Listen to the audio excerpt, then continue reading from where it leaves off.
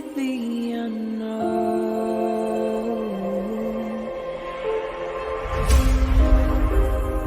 down the rabbit hole,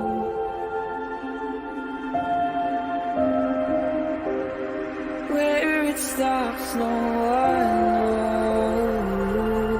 We're going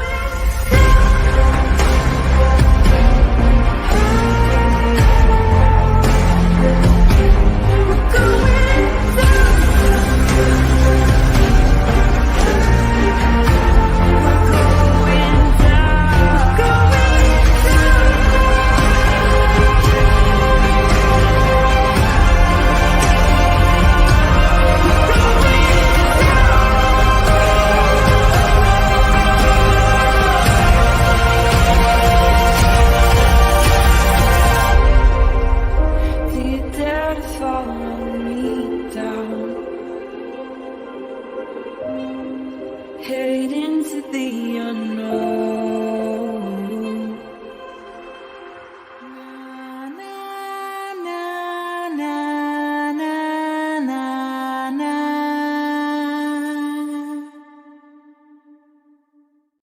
Hello, hello, hello. Hi, everybody. Long time no see. Happy Tuesday. Hello, Hybrid Pisces. Good to see you. Hi, Teresa. Hi, Angels Lie. And BG and Chaz. And hi, John. Hey, Trouble. What's up, Angela? The Rockaways. Not just when info was leaked, but how many people actually saw it? What was the real impact of the leak, if any impact at all? And did the alleged leak actually hurt the trial? Great questions. K-Braze. What's up? Our bucket list has holes. Hey, Unmasked Truth. What's up, Rexy? Water Loving Dog. Hey, Python Chick. Hey, Shauna. Hi, Candace. Hey, Journey Takes a Trip. Okay, so I've had some time to calm myself from my massive amounts of conspiracies. I was kind of wrapped up, like literally, like I was sending ATS News. Hi, ATS News. There you are. I was literally sending her memes where my whole body's just wrapped in tinfoil because I was like, this is so bad. But I think I'm calmer now. I'm calmer now. I took some time to wrap my head around some of the things. And now I'm just still wearing a hat. I still have the tinfoil hat, so that's not gone. I still have questions. What's up, J.E. Everett? Hi, Crime Story Diva. What's up, Dana? Hi, Colette. Hey, Chris, what info was leaked? This is real info, right? Or is it all just rumor and fake? Chris, that's a great question. I do believe that what we're going to talk about from the beginning of this is absolutely real because we have the screenshots. But for the crime scene stuff, I'm going to say I do believe it's real. I do believe it's real. Do I think it might be altered? Possibly, but that's neither here nor there at this moment. What's up, RJ? Hey, K-Bird. Journey Takes a Trip. I already said hi to you, but I can say hi again. So,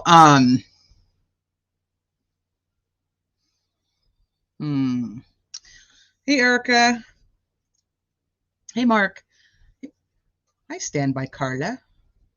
This case has gone off the rails. I'm never a tinfoiler, but I find myself often in the weeds here lately, needing serious reality checks. Oh, girl. Oh, goodness. You have no idea how bad it's been here. So even though I haven't been on YouTube for a few days, I have been doing a lot of things to prepare for probably this week and next week. I had to get myself a little organized. I have been really digging on the family tree with a lot of the new names, adding the new names that we know now and how do they all play in and who's connected to who. So I've been doing that. And then, you know, we were going through like what I like to call like a rewind, and I was bringing all the investigator stuff back. We were going through it.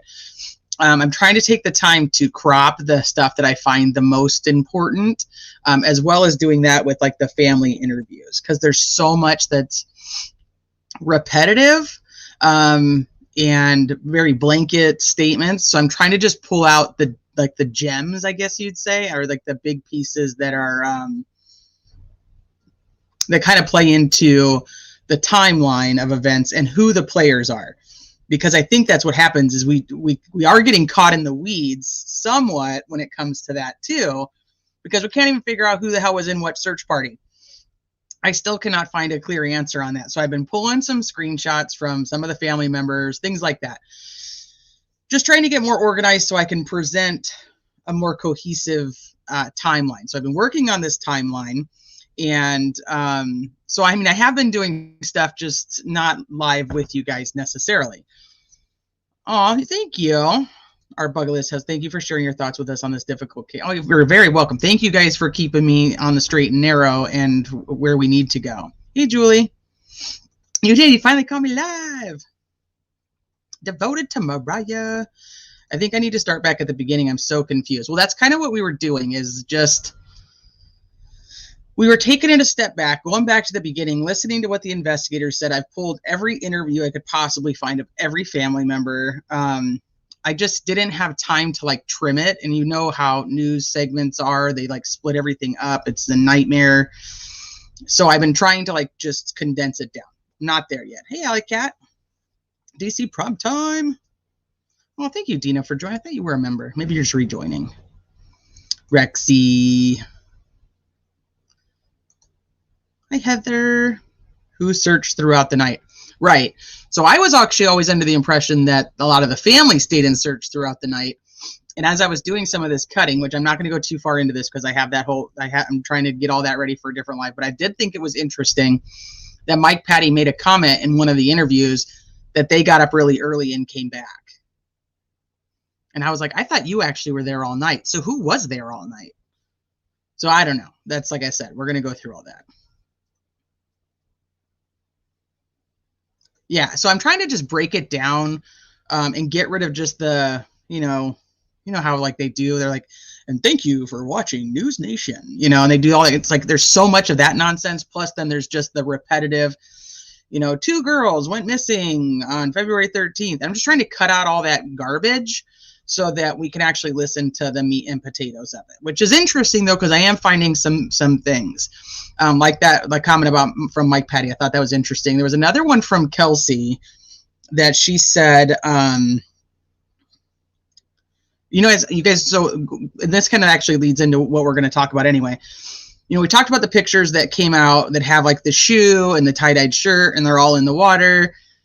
And then we know that that's Libby's shoe because Kelsey goes on and says, I was standing basically on the private road by where all the cops were, and somebody yelled up the hill, which I think is the John Jakes guy, or JJ, John Jakes, Jake Johns. I always screw it up.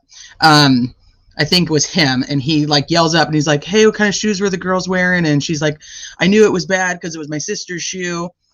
So I was actually piecing all these together, and like I said, they're not done. There's an interview where, not an interview where, but Kelsey's doing like a presentation for like a college. She's there like talking to like the class. And this is only from like a year and a half ago.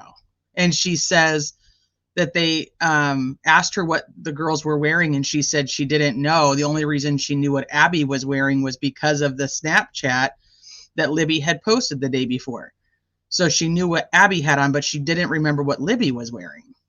And I was like, what? Huh? The whole reason we knew the shoe was Libby's was because you said so. Yeah, great. I need a notebook. Yes, I would get a notebook. You don't even want to see like my notes. I literally had to start over because my notes started to get like just so like jumbo. You can't see them, but they're just like, there's just like stuff all over on different ones. And I'm like, okay, I need to get more organized here. Cause at first I was like, oh, I'll just write down like these few questions I have, like no big deal. I'll remember them. That's not how it works. So I've gotten more organized, and I've got more of a plan of what I'm doing. I tried to organize the pictures so I could find them easier for you guys. And like I said, I've done a ton of work on the family tree. And if you guys know, does anybody here do family tree or genealogy? Once you're like in that, like that, you could be gone. You're just gone for like hours because you're just like so far back and then coming back in, and it's like a trap. I did reach out to Julie Melvin. I haven't heard back from her yet, so hopefully I hear back from her and she can answer, because I have a whole list of questions specifically for her that I think that she can answer. and put some things in perspective.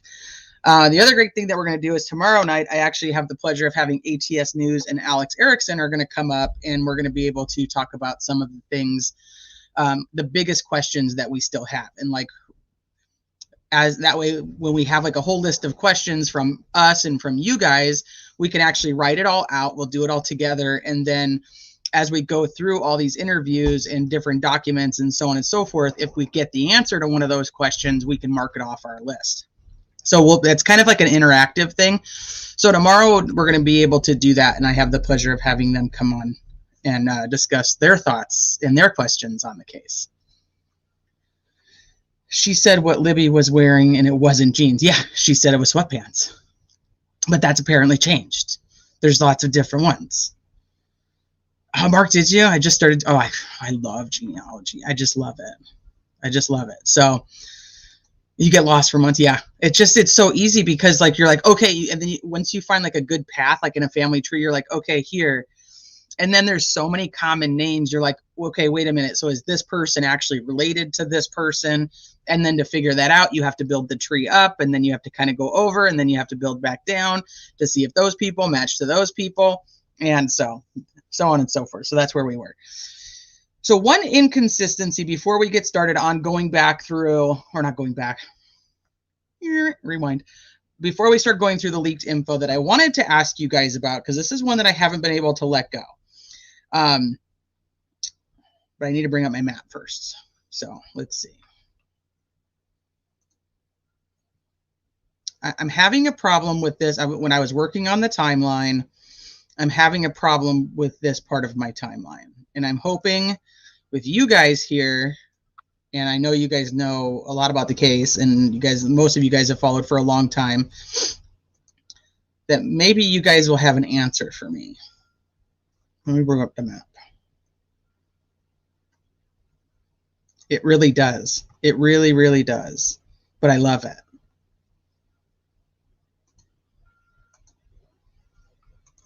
All right.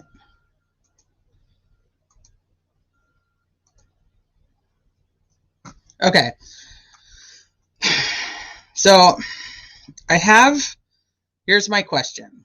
Well, it's kind of a two-part question. Ooh, side note, I do believe, we talked about the guy coming out of the bushes, and then there was the male in the couple that supposedly saw him, and we talked about whether we thought that was Daniel or not. Doing a little bit more investigating, I do believe it is Daniel, and I do believe he changed his commentary, which is going to be something that we're going to talk about, probably not today, but we're going to talk about it. He changed his commentary that he thought it was Bridge Guy, but then changed it to that he thought it was Flannel Shirt Guy. Which doesn't make a lot of sense, but we're going to go through that too. So here's my big question. If you have the group of juvenile girls, hi everybody who just popped in. Hi Jax. Hi Ange. How you can interview all these people, but a guy that said he was literally on the bridge that they don't even talk to for how many years? Yeah, just doesn't matter. Just doesn't matter. Hippie chick. Yeah, no squirrels. Okay, I'm gonna try to stay. I'm doing my best to try to stay focused, but I wanted to talk to you guys about this first. So you have this group of juvenile girls, right? And they're walking back, and they're about to leave the trail, so on and so forth. And there's 4 of them. They interview 3 of them throughout a whole bunch of different times, which is going to become important when we talk about what's leaked. They say they're walking back towards their car to leave the park, and they take a picture on a bench at 1:26 p.m. The girl sends that picture to her mom, and then as they're walking, they run into who they believe is Bridge Guy, right? So 1:26, they're walking, and then they say they know that they saw him on their way out of the park, or on their way out of the trails, because of the timing of this picture. So 1:26 is when this picture is supposedly taken, and then 1:27 is sent to mom. So they come and they walk, and over here they basically are supposedly passing who they believe is Bridge Guy. They walk over the Freedom Bridge, and then they come over here and they walk over It's like the old 25 bridge.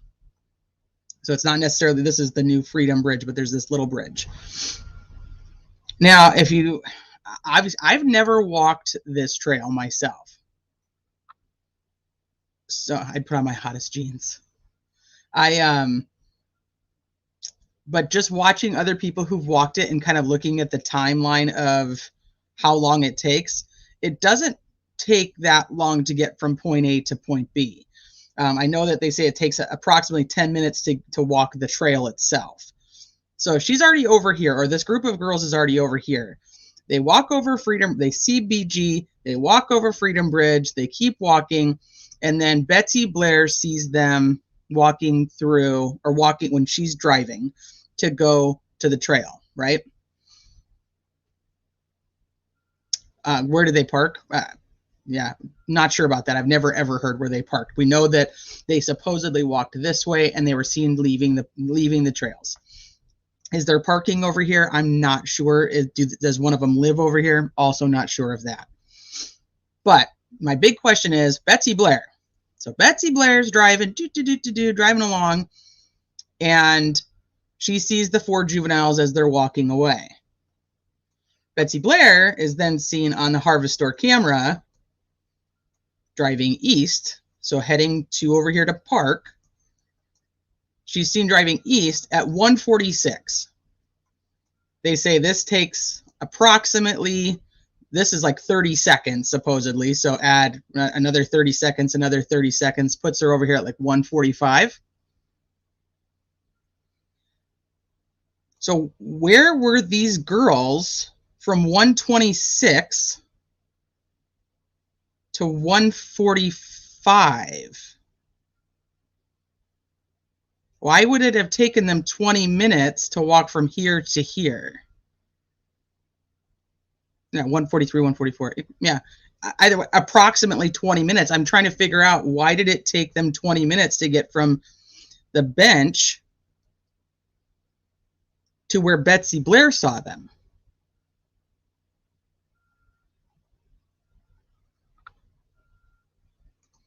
Yeah, what kind of, that's one of my main questions. Why do we not know anything about what happened earlier in the day? Hey, wife Lilith. Hey, Delene. Hey, Dustin. Marshall. What's up, Nathan? You talk to them? You have all this info, Dustin, but you never tell me where to go find it. Probably taking photos and goofing around. Okay, so then here's the next part. Kelsey's original statement was that she got there at 1:35, which I'm not trying to go saying that Kelsey's time was a total disaster, because if you look, the juveniles also said they saw him at that they think they saw BG at like 2:52 or 2:15 in the afternoon. And I get it. Like, you're just like, oh yeah, that's about when I saw them. You don't have an exact, you're not like looking at your phone. So I get it. I'm not trying to go too far into it. Not yet. Anyway, my question is Kelsey says when she got here, she parked to drop them off. She originally says like 1:35, and then I think it's Becky Patty who actually says that she was talking to her boyfriend at 1:38. But the camera sees her leaving her car, a car that looks like her car, leaving at 1:49. So there's like a whole weird little time discrepancy in that. But if she's leaving at 1:49, which is what they're saying, right? And we're just going off the actual documentation from the prosecution. She's leaving at 1:49. Well, Betsy Blair is driving east to come and park at 1:46. This is 10 seconds-ish right here.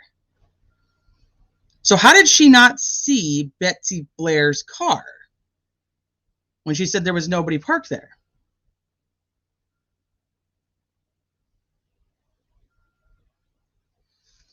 And then later, there's a statement that she makes about a black SUV with stickers.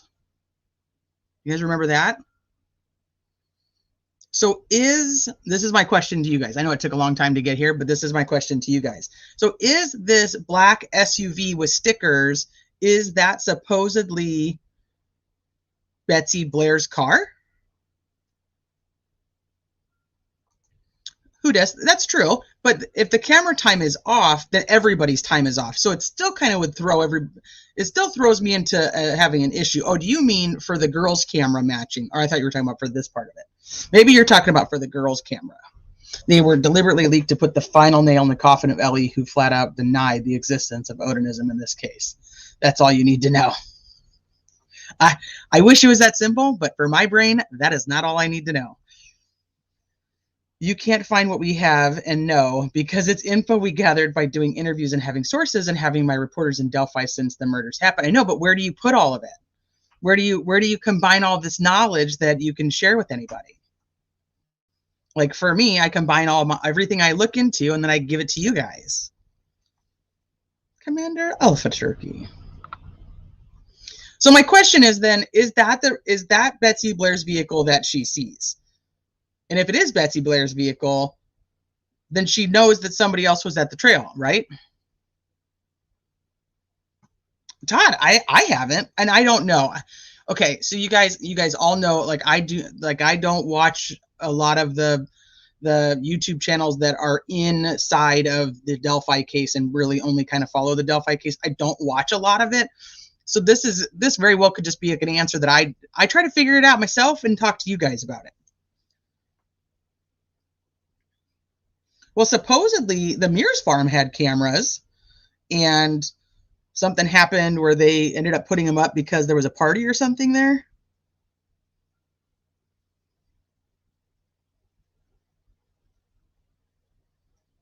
Princess Megan Elsa.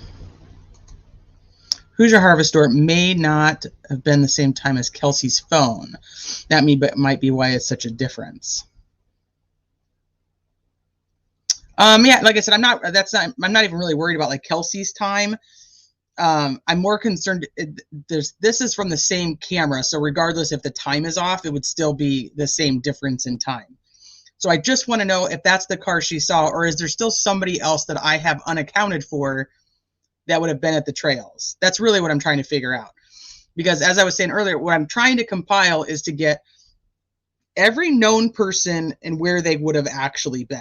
Because I do not believe that this witness, who I now believe is Pearson, I do not believe that he could have seen Flannel Shirt Guy at that exact moment.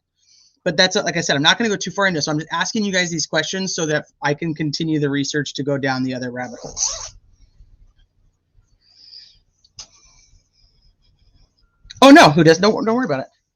What happened before the Mears is important. Right. Well, and you also have, for this to be Richard Allen's car, you're going to have him driving all the way around. Like, have him on some other camera somewhere else that says that he even came that way. Dixie, see, so did I. That's why I'm asking. So who is this black SUV? Who does the black SUV belong to? Well, you can send me anything you want. So that's the other thing. Like I said, I was trying to compile all this stuff. If you guys already have it, don't assume I have it or I know it.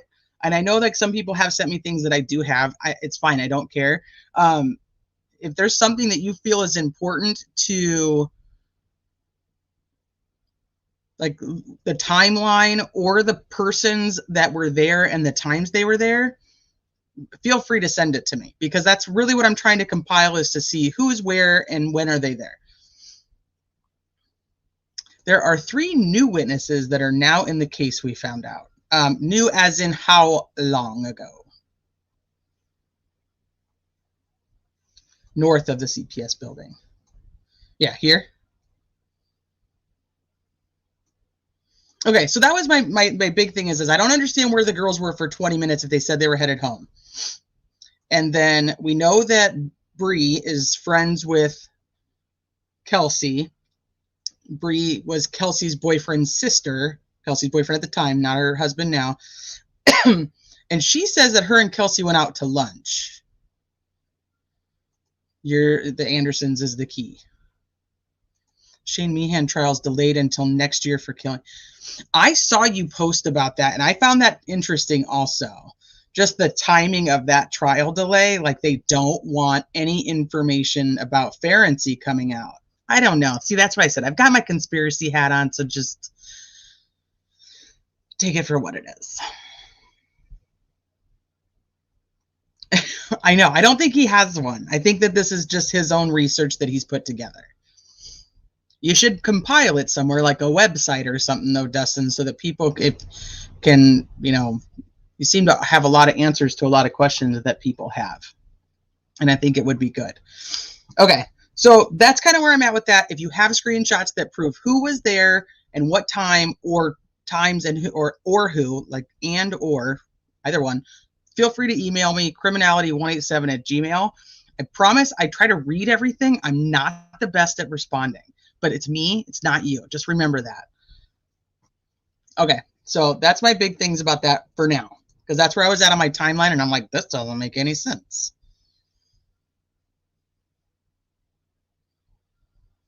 Sniper. I thought they said that she did figure out that she knew who it belonged to.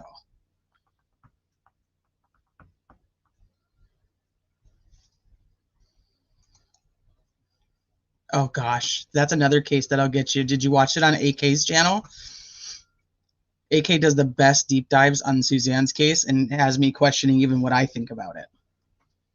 AK rocks. Okay, so we know that in what, January-ish of this year is when the photos came out showing the stuff in the water, right? We'll just take a look at them in case anybody doesn't know. Everybody will get to see what we're talking about. Make it easy. Dun, dun, dun. Now if I can just find them, because see, I tried to reorganize everything and now it's like, okay, where did I put it? Nope.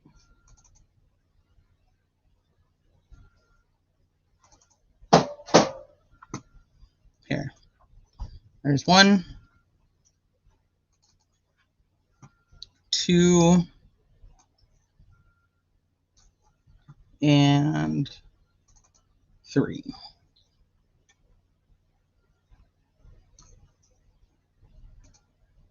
Okay. Yes. Hold on real quick.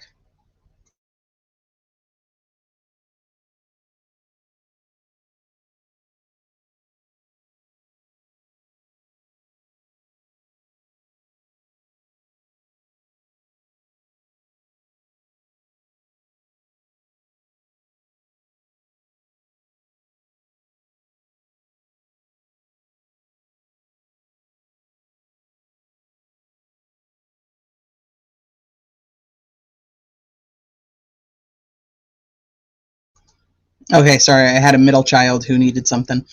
Okay.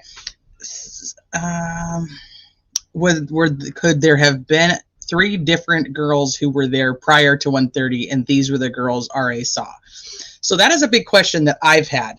And then somebody pointed out to me that in one of the documents, and I don't have it in front of me right this second, that the defense team says that he didn't see those 3 girls. But in the probable cause, he does.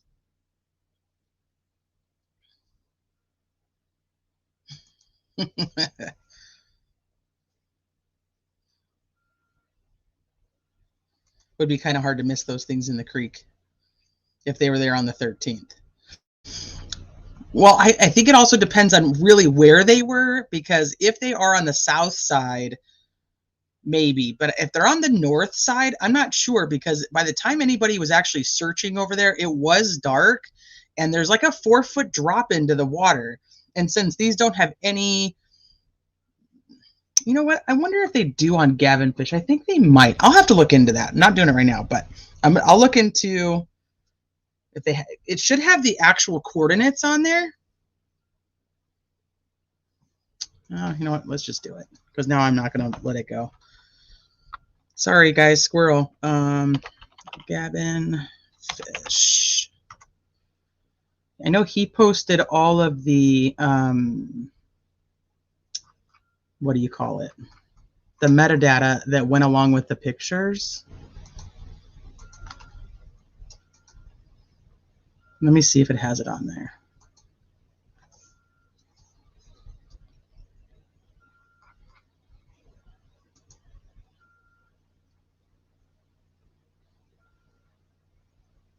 No. Let's see this one. 11:13:18 a.m. on the 14th. It says is when it was taken. That's the time of the original. No flash.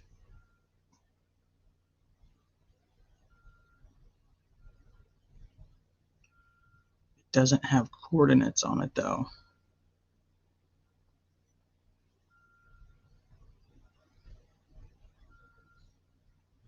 Talks about the pixels, a directly photographed image, so it means that this metadata is from that phone. That one doesn't have anything. Let's see this one. It's from a Samsung.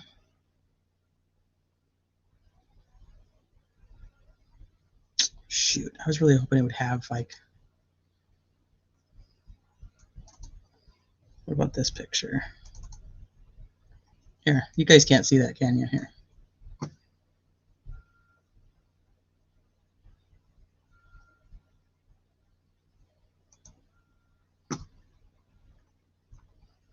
So like this goes with this photo, these three go with this photo, these three go with that photo, but it doesn't have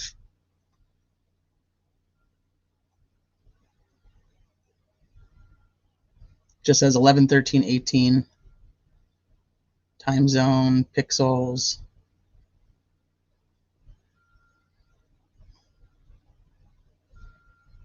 Samsung, there's that. Then the next one.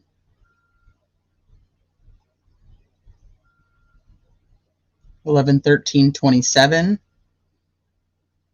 So was it 9 seconds later?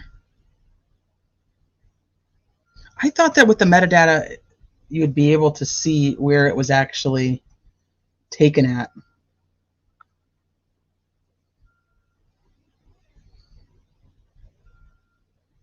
What time was this one? So this is the third photo, 11:13:42. So these I don't believe these are bullshit. I think that they are actually 100% legit. I think that that is Libby's shirt. That is the shirt that she was said to have been wearing. We know that those are items that we know that items were thrown in the creek per the defense's documents and the prosecution's documents. So we know that there were items that were the clothing was found in the creek. The only thing I cannot see in any of these pictures is jeans. I cannot account for where the jeans are.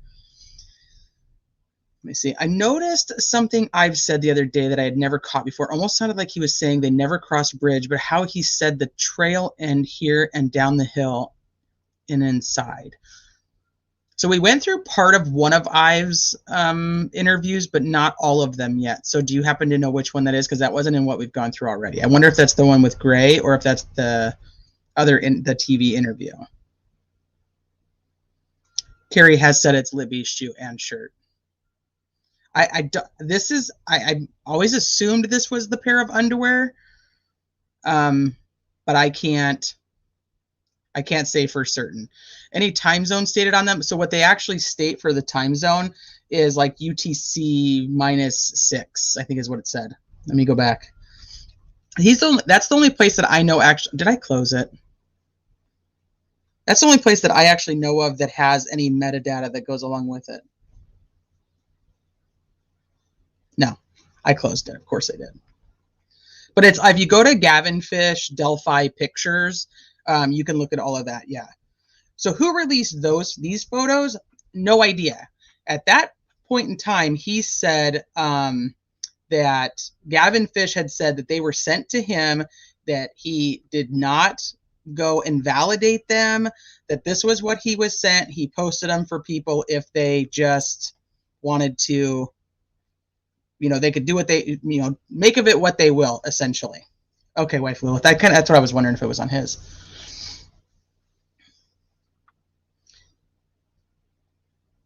So, I mean, they're legit. Here's one sock. Like I said, what did I do? I got rid of the other picture.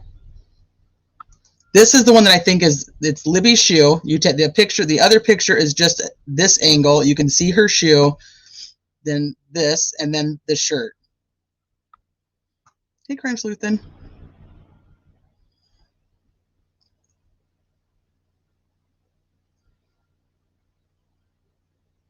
The jeans are down from this pic about 10 feet. Yeah, and I don't see them in any of the pictures. I know there's people that are claiming they can see them. I cannot. Shoe, underwear, shirt. Yeah, shoe, underwear, shirt. And so I believe the pair of underwear that are missing are Libby's. And then you have the one sock that's missing, which easily could have just been, it could just be down in the creek somewhere. They just may have missed it, because this is supposedly the matching, the other sock. But then we've always heard that Libby would wear mismatchy socks. So, but then the third one, like I said, is just that other, it's the same picture of the shoe, just from the other side.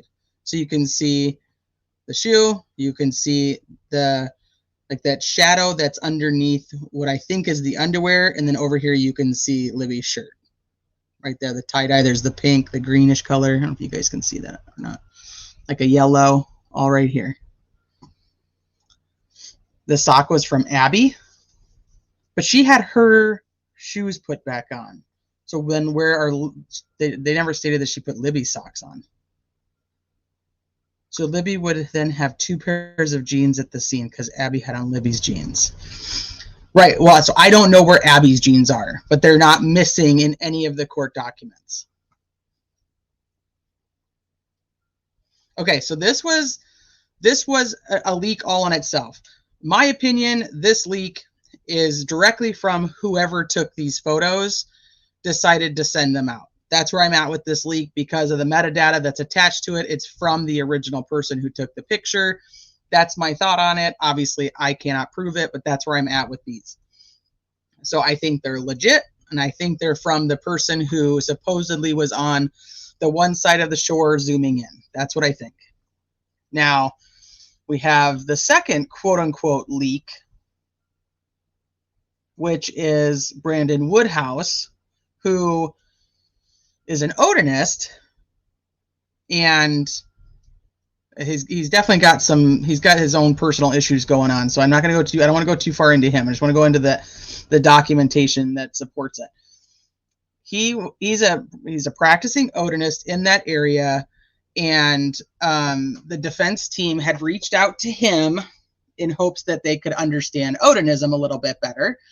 And in doing so, Baldwin went to go send a document to his partner, Rosie, and typed in BRA and just hit the one that came up. And I do believe that that's how it ended up going to Brandon instead of Brad. Hey, malicious intent.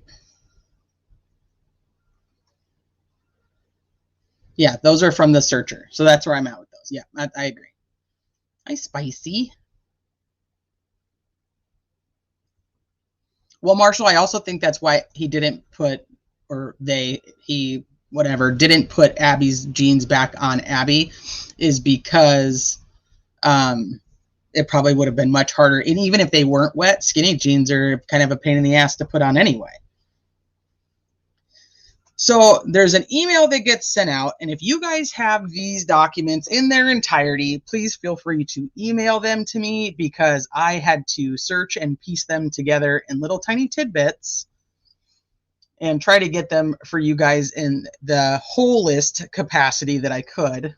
So what was sent was essentially like an outline of what evidence and what interviews and what documentation of everything that I believe the defense was looking at. They kind of categorized it.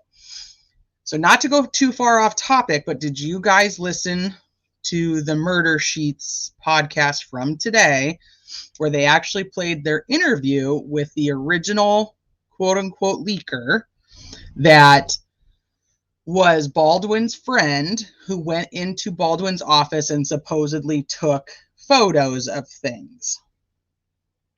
Did you guys happen to listen to that? It's like an hour and 20 minutes. That guy talks a ton. His name is Mitch Westerman. They did an interview with him back, ironically, they did an interview with this guy while they were like shaping up like a whole thing on like, or what they call it?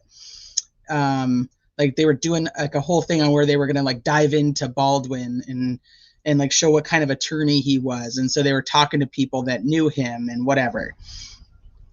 So I'm going to play you guys just this one part. Well, Janie Lane, the positive is on this episode, you don't hardly hear them talk because that guy talks a ton.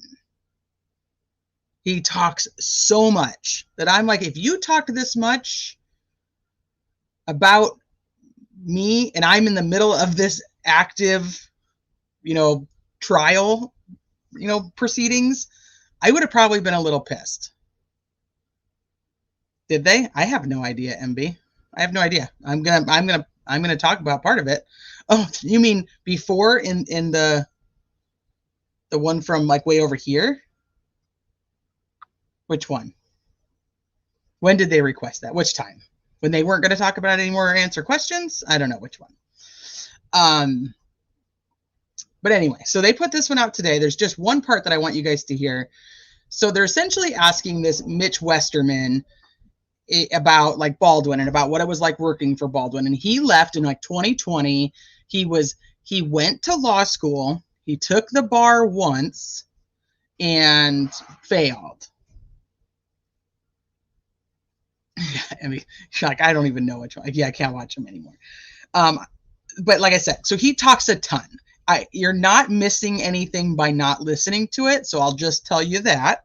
The biggest takeaway is that he talks a lot, and he talks a lot about Andrew Baldwin's trial strategies and what Andrew Baldwin does to prepare for trial and what he does at trial. And then there's like, hold on really quick. I have a tiny human.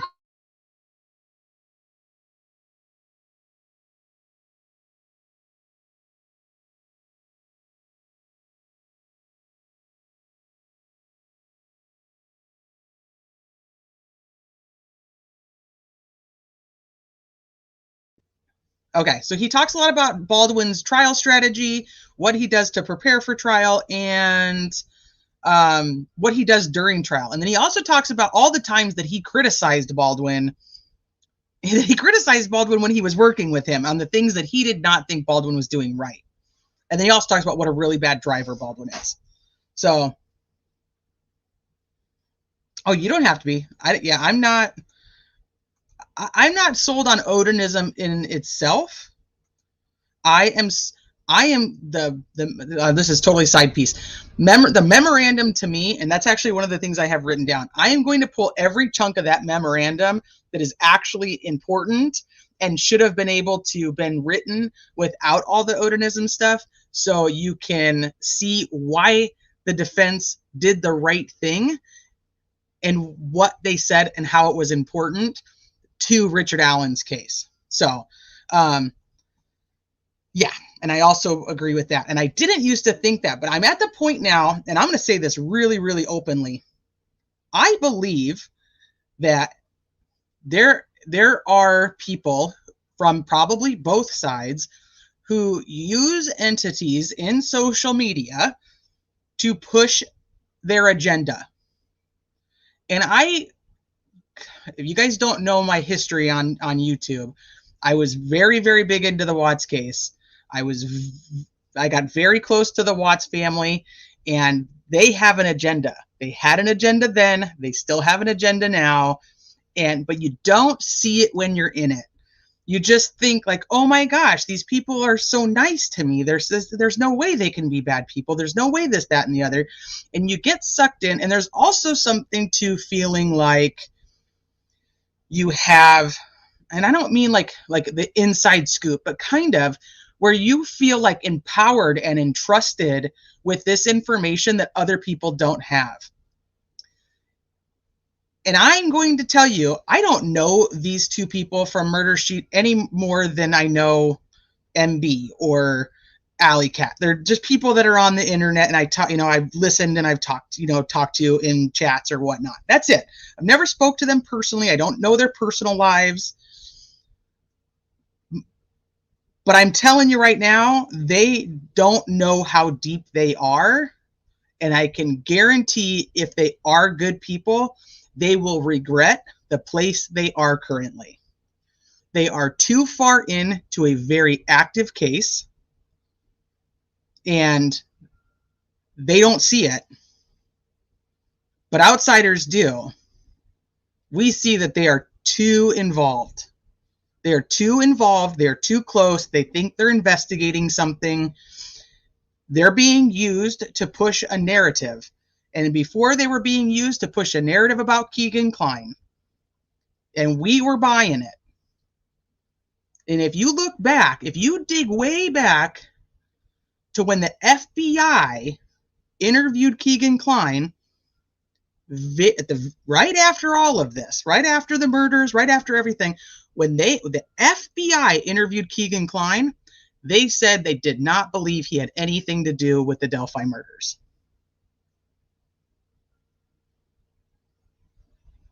So, but you get this agenda pushed to you, and I'm not saying that I think they're even doing it on purpose. I've been there. I understand it. I understand that mindset, but from an outsider and from somebody who's been there, you're not helping. You're hurting. You're not going to find the truth. And by listening to the information that's being given to us from people who are pushing an agenda, we're not going to find the truth. That's where I'm going to leave that, and that's how it is. They could be the nicest people in the whole world. I mean, no harm and nothing bad about them as people. I just know I know where they're at.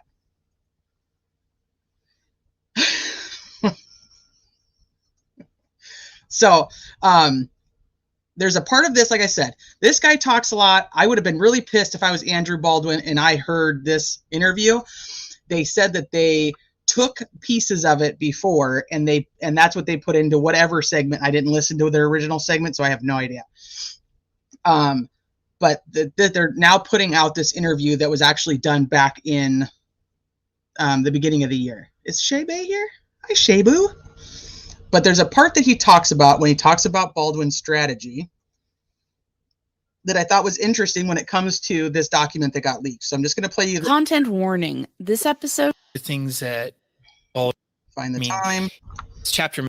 You want to listen to the whole he might thing? have like rehearsed that particular thing. Examine this lead detective. If the prosecution is really hammering. Can you guys hear it? Okay. Well, there's money in it. There's money in having that information. Imagine how much nobody even knew who those people were in the true crime community until they got the transcript of Keegan Kline, and then they got the Ron Logan search warrant. Nobody knew who these people were. They were just regular people doing a podcast on restaurant true crime or some weird stuff, I think.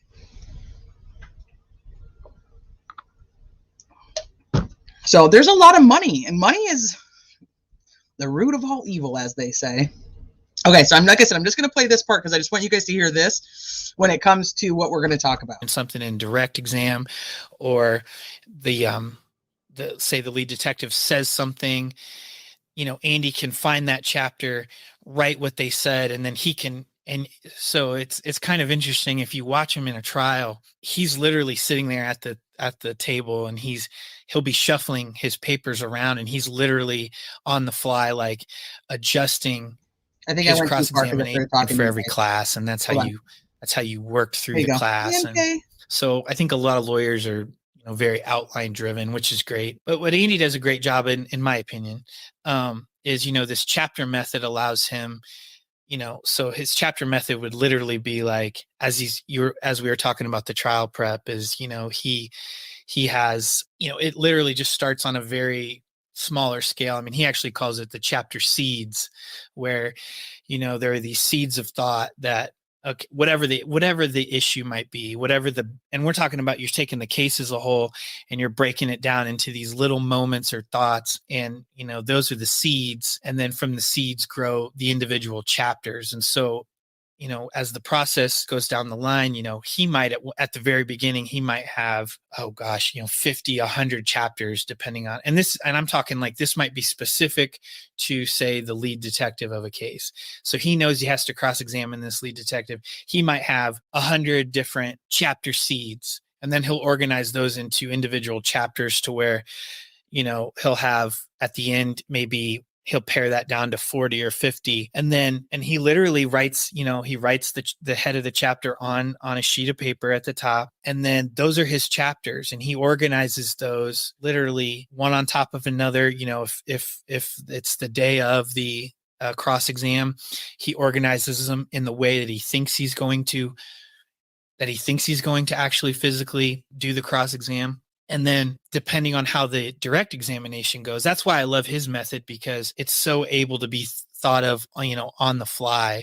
So if the prosecution is really hammering something in direct exam, or the lead detective says something, Andy can find that chapter, write what they said, and then he can. And so it's kind of interesting. If you watch him in a trial, he's literally sitting there at the table, and he'll be shuffling his papers around, and he's literally on the fly, like adjusting his cross-examination in real time. Okay. So you can tell just from that little tiny clip that this dude talks a ton. He does not stop talking. So I'm saying, like, the people from Murder Sheet don't even really talk. This guy just talks, this Mitch Westerman. So I would have been pretty pissed if I was Baldwin, that he's out here just telling the whole world my trial strategy and how I do things. But, that's neither here nor there. And it's just interesting timing that this also is from the beginning of this year. And then there's this random, spring. It's from spring of this year, they said. And then we have this email breach that also happens. Yeah, he's leaky himself. He is. I'm like, no wonder you're the leak, dude. You are leaky. You just talk and just spew things.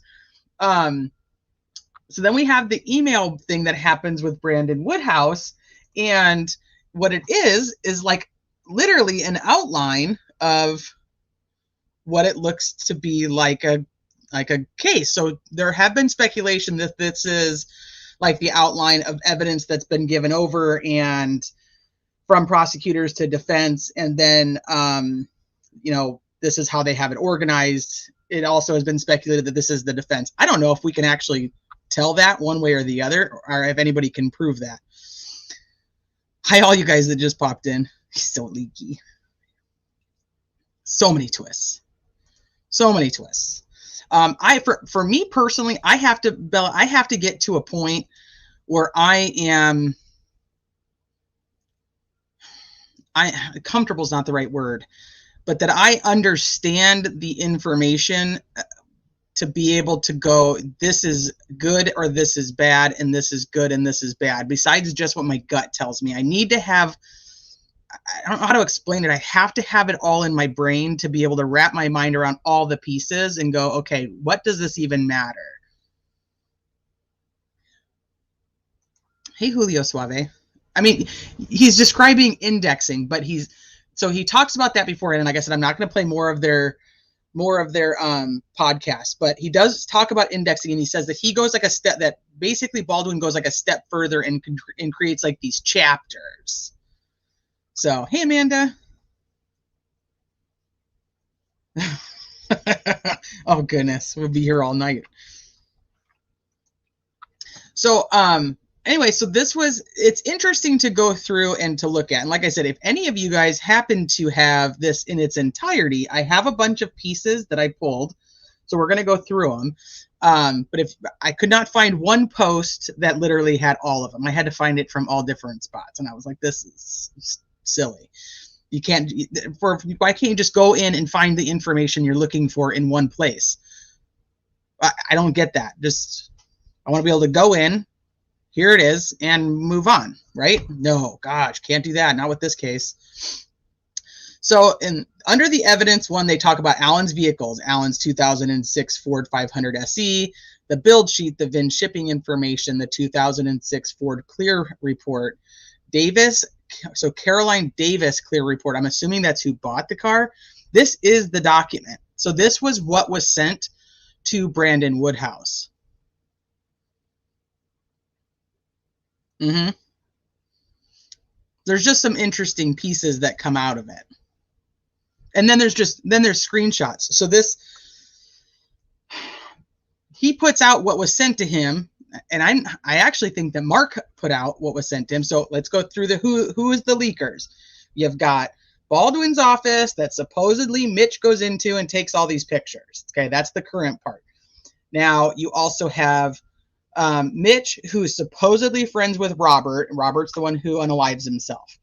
Robert supposedly sends it to two people, a guy and a girl, and Mark Robert, which his name is, that's not his legal last name. It's Mark Robert. And Mark Robert is the one who sends it to Murder Sheet. And probably to quite a few other people. Now, that's the leak that we're talking, that's happening currently in real time. That's the crime scene photos. Now we're backing this one up. This is back in like April of 2023. This is the document that was sent from Baldwin's email to Brandon Woodhouse on accident. And then Brandon ended up suing and all kinds of stuff. That's why I said I'm not going to go too far into that. But Brandon and Mark, same Mark Robert, were having conversations. And Mark got this document from Brandon Woodhouse, and then it ended up on Reddit, and it ended up on Facebook. So these are just screenshots of where Mark posted it, which is why people are like, oh, Mark, the good guy. Mark's so good. He's such a good guy. I'm like, Mark's been involved in multiple leaks throughout multiple occasions here. It's interesting to me that Mark just somehow ends up in the middle of all of this shit. And then, of course, he sends it in. And then this was the other one. Somebody asked, well, why wouldn't Mark just send it straight to the police? And the response given was, well, Mark didn't know who to send it to. And I was like, Mark has been involved in Facebook groups about this case for quite a while. Mark definitely knew who to send it to. Don't give me that nonsense. Yeah, that's why I said I'm not going to Aries fire. I'm not going to go down that path. But I just want to talk about this. So then we talk about Allen's 2008 Ford Focus. There's nothing in that file. Allen's 2011 Ford Focus, nothing in that file. It's interesting that he must really like Ford Focuses. KW10, Mark is the leak on social media. He's the social media leak. Essentially, he goes around, gets the information from people, and then posts it on social media so he can be like, look, I got the inside scoop. Mark is also the one who created a GoFundMe account. Now get this, you guys. Mark created a GoFundMe account on September 18th. What else happened on September 18th? Pretty sure that's the day the memorandum came out. Mark got a $500 donation from Robert. Mark got an anonymous $2,000 donation. And then Mark got like a $200 donation from his buddy on Reddit. My email is criminality187@gmail.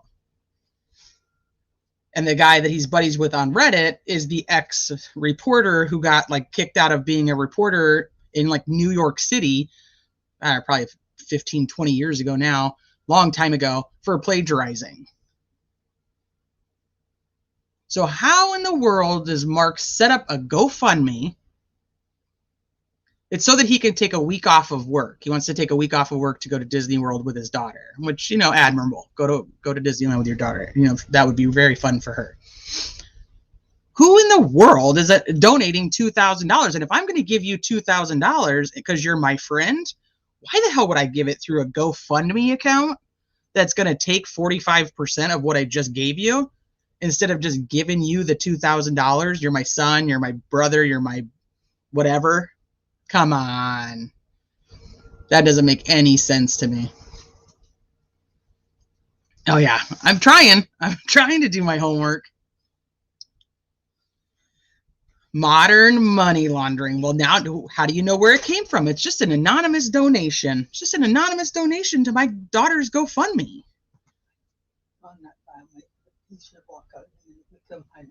Can't find it still? I don't understand that. We took your bed apart. Okay. That's where it was. Little tiny human can't find his football to go to football practice. Okay. Yeah. So I'm not buying the fact that Mark is Mr. Good Guy and he came forward and, you know, whatever. Hi, C-Dub. What's up, Sleuthy Goosey? How did Mark get involved in the case? Is he a YouTuber? No, he's just some guy on Facebook groups who follows the case, like many other people. If Mark is a YouTuber, he doesn't go by his name. So just a little interesting side note that it happens to start the same day. And we know, and I'm going to show you guys that when we're done with this part of it, I'm going to show you guys that Mark had this information. Mark had this information long before it actually came out to us. Like in the last couple of weeks where we're all hearing, oh my gosh, there's this huge leak and so on and so forth. Mark already had it, and I'm going to show you guys why. So pretty obvious that Mark had these crime scene photos for a long time before that actually got leaked, quote unquote. Again, it just makes the timing stink that much more. Yes. Yes. Okay, so composite sketches. So this is essentially telling us who contributed to composite sketches. Now, many people speculate that that these people all kind of collaborated and gave a composite sketch, like, you know, two of them, or we always heard like that one of the girls that was with the juvenile girls contributed to the first sketch along with the girl on the sidewalk or on the street that was driving by and so on. I now believe that there are sketches for each of these people. I don't believe I think they each have their own sketch. And I can't prove that. It's just, I'm telling you my opinion. I think that there's a sketch for everybody. So Sarah is the one who gives the bridge guy composite. That's the old sketch, the old man sketch, but the first sketch that comes out. Anybody else think it's interesting that Murder Sheet interviewed Mitch in March 23rd and subsequently begins allegedly stealing from the man he spoke to? Sleuthy, you were just a couple of minutes late on that. I just said that. I totally think that's sus. And it's also sus that that's the same time frame that this random email of this document got sent to Brandon. Just accidentally. It's all the same time. Yeah, come on. Come on. It's wild. Because I think that this is an orchestrated effort. This is not sporadic. This is not random. Okay, I have a question about that. So bitter beat poet, is that Douglas or is that not him? Because I keep getting the vibe that that's him, and I don't actually know who that. I don't know who. I've seen a ton of the bitter beat poet stuff, and I know bitter beat poet passed away. And so did Douglas. So I was wondering if that's actually who that is, but I don't know. We get real photos of any person, we can give it about a 10% effort.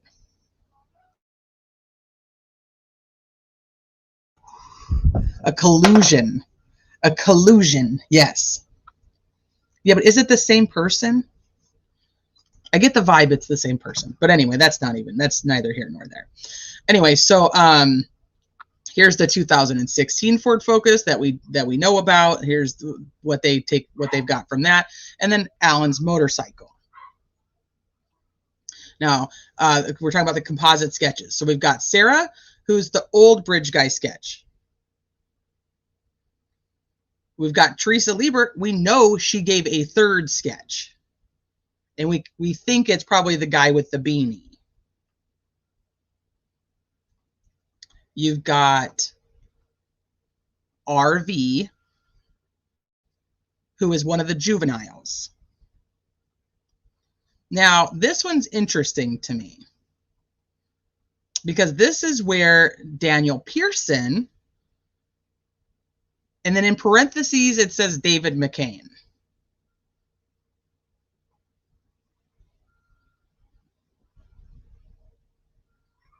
So his composite sketch that he tells people that he thinks is bridge guy, he then changes it.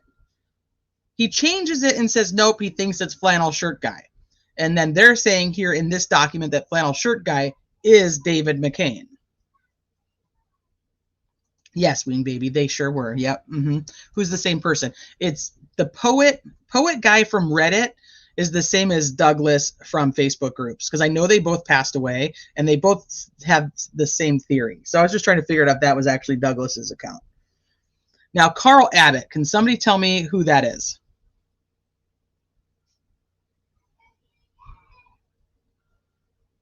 Does anybody know who Carl Abbott is? Because I actually don't.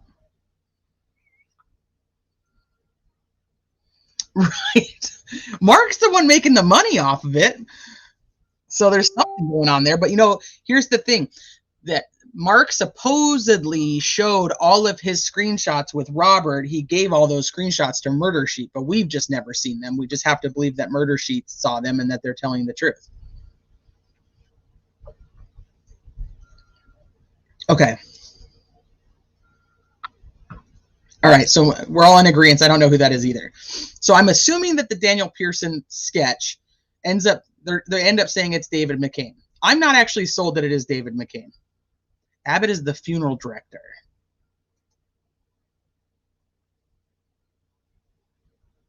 Why would he give a composite sketch, Sleuthy?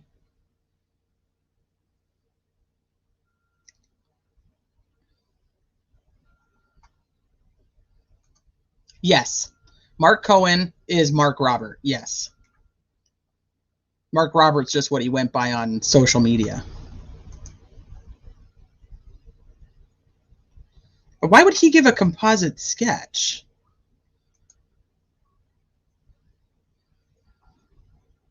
All right, I'm going to have to look into that.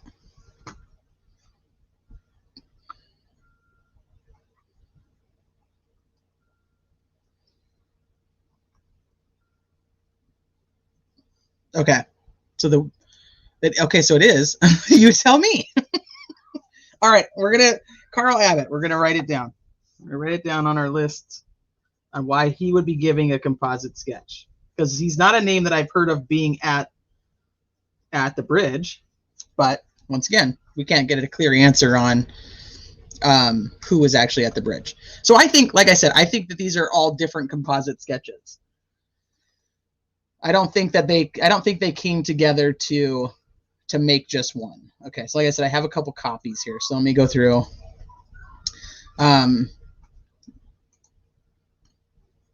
So many names to keep track of. This is why I put them all in a family tree.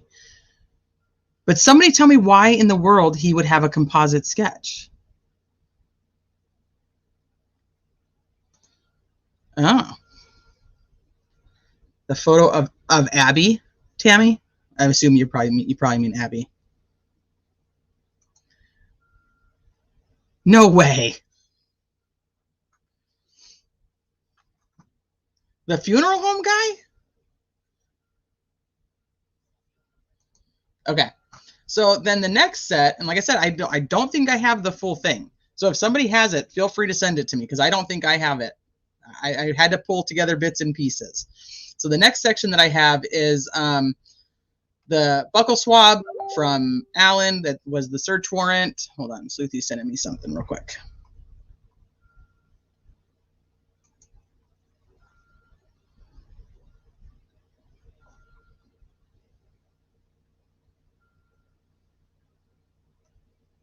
Oh, goodness gracious. Okay, I'm going to have to read into that. Thank you, Sleuthy. Oh, goodness.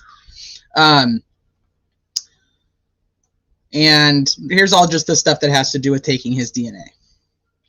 Now, these are search warrants. So Google, regarding this phone number is Richard Allen's phone number, so no biggie. Search warrant, here's another one, search warrant for Google, search warrant, search warrant, search warrant. Here's a search warrant for the information at Chrysler, which is where he was an employee. There are a few other names that are also, that were or are currently employees from Chrysler, so that's kind of interesting, but I think this is just his information from Chrysler. Now, I have not pulled to see if he had just so he worked at Walmart for a long time, a few different Walmarts. He left Walmart and went to Chrysler.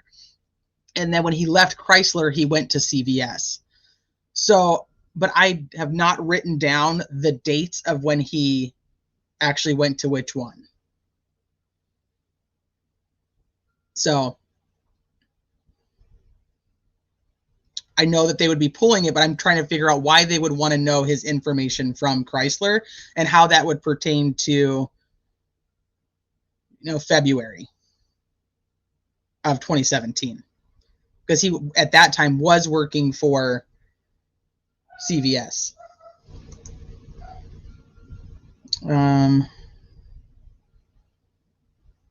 Hold on.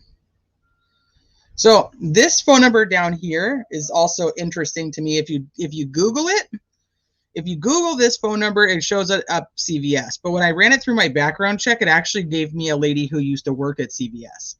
So I found that curious too. But this is supposedly from CVS, this phone number. So search warrants, so on and so forth from CVS. We're going to leave it at that until I can actually prove that it belongs to the lady and not to CVS. Because if on Google, it's her. I mean, on Google, it's CVS. Now, there's a lot of stuff from Google. Google. I'm going to not be able to say it anymore. Brett Gibson is an attorney. So here's just his appearance letter. And here's the gag order, preservation letters. So anybody who doesn't know a preservation letter is essentially saying, hey, can you at least preserve this data for us until we're able to get the search warrants, or we're probably going to need this data. Don't let it override or be deleted.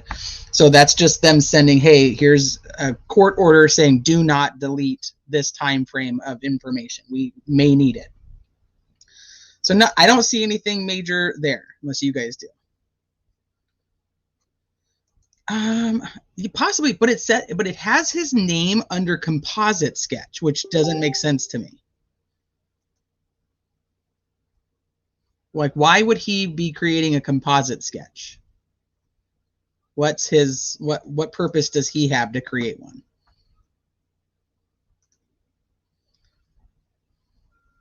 Yeah, so that's one of the things that Sleuthy just sent me to. There's so many rumors about both the Chrysler plant and the meat packing plant way back. Oh yeah. Well, Jenny, remember they went and like got boots and stuff from the meat packing plant. They had like a whole search warrant there. We've never got to see that search warrant. Somebody needs to request that one. Maybe we can see it now because it doesn't quote unquote matter, right? A Fujakeo. So I'm assuming this is usernames. FOOJACKAO OZPEP 123 usernames. So if you guys know how to run usernames, there's two of them for you.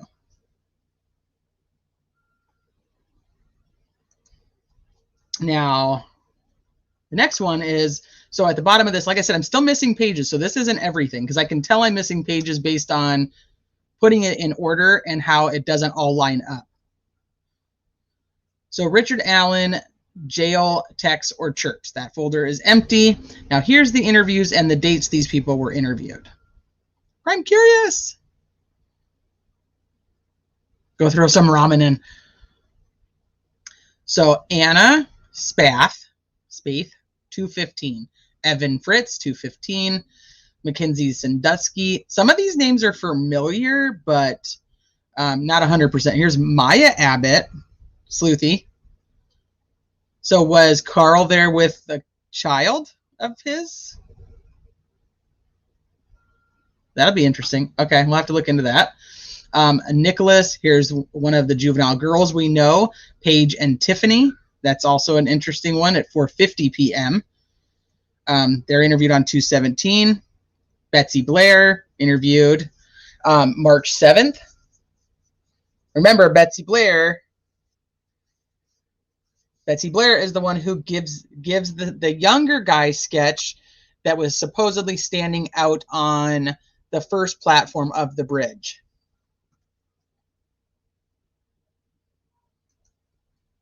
Hi, Quiddy. Hey, Dee Dee.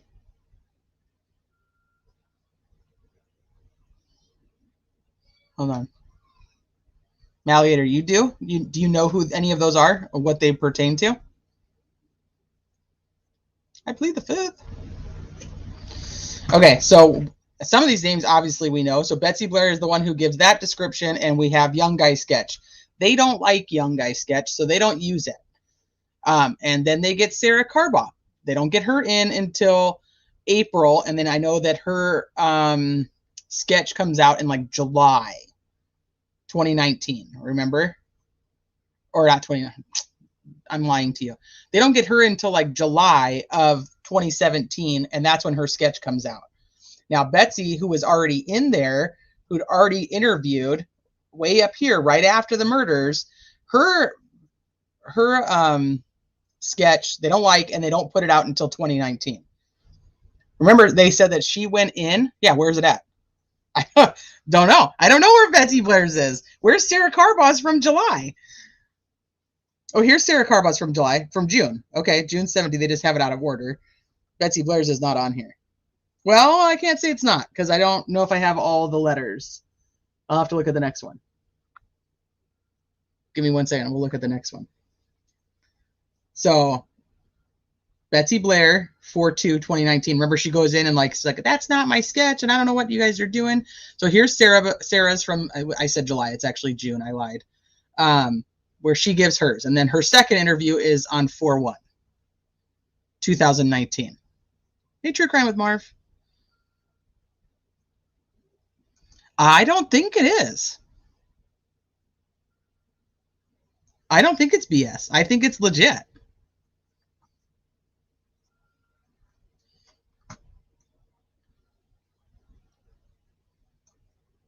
So some names we know, some names we don't.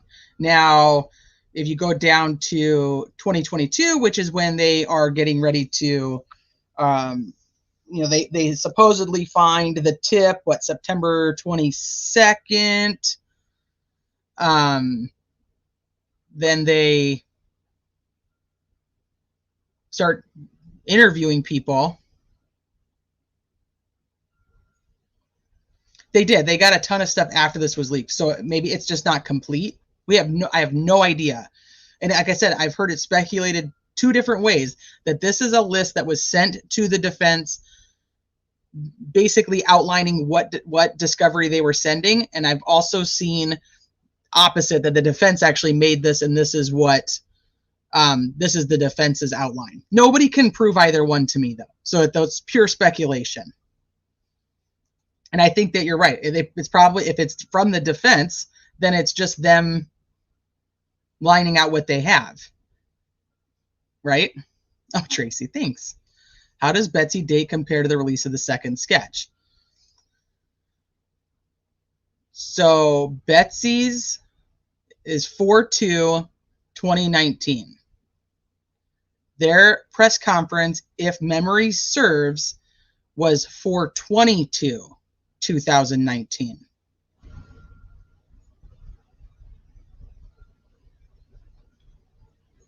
But they had Sarah come back in.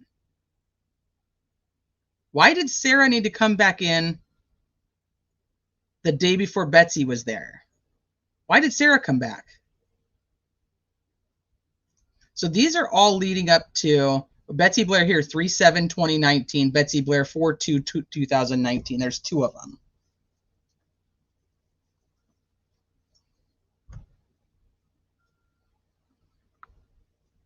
So this is why I said it's interesting that Daniel Pearson also at this same time frame changes that he thinks he saw BG. He changes it to, no, I must have seen flannel shirt guy.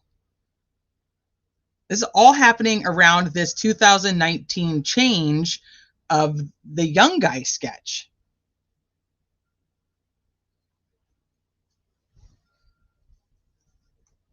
So now down to, okay, so there's Bree Wilbur, 2020.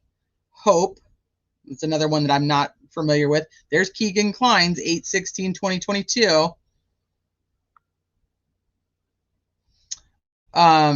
But down here, when they get to where they're about to arrest Richard Allen, we have an AutoZone in Peru interview. Now, I'm not sure if that actually goes with Keegan Klein or not. You guys would have to probably fill me in because, you know, I'm not all up in the know about everything Keegan Klein.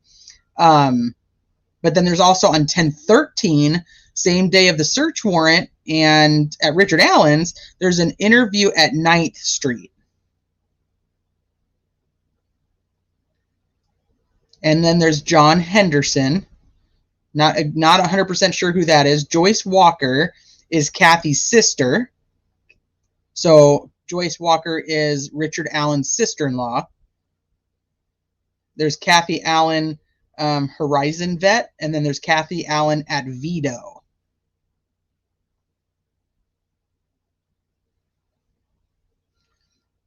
But so they brought Sarah Carbaugh in. Her sketch was gone at that point. Then they were about to get rid of her sketch. They were saying, "Hey, we're gonna not use your sketch anymore. We're about to use Betsy Blair's sketch."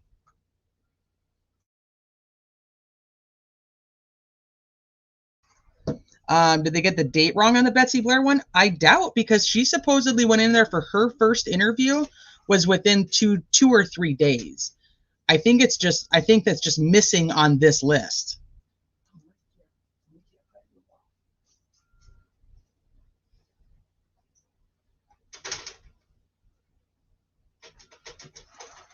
Hi, BR the Star.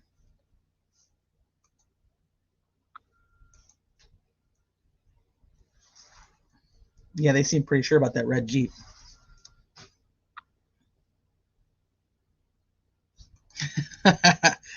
Yeah, I'm not expert on Keegan Klein. I was offered info on Keegan that Mark Robert didn't send to others. He contacted me on Reddit on September 26th. I declined the info and found out later he was the leaker.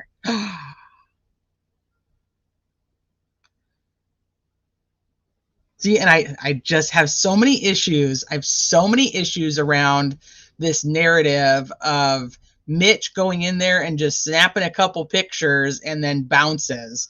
You guys are going to see why I have an issue with that. Because the info that Mark has, I'm like, okay, somebody was either talking to Mitch, Mitch is relaying that to Robert, and then Robert's relaying that to Mark, or Mark's got a direct line here, because it just doesn't add up. It doesn't add up.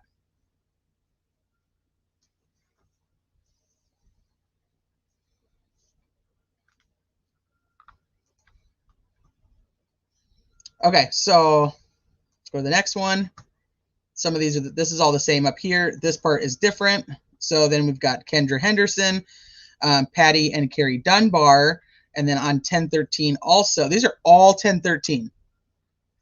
These are all 10/13 when they're doing the search warrant at Richard Allen's house, which is weird though, because they're there for like hours and hours and hours before they actually serve the search warrant, but whatever.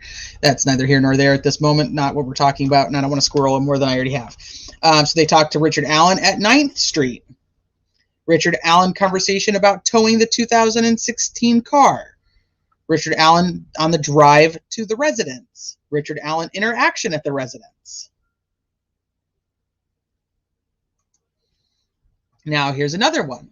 So there's 59 photo files. I don't know what that actually pertains to because I don't have the screenshot before this one. If I find them or one of you guys sends them, I will happily share them. I just don't know.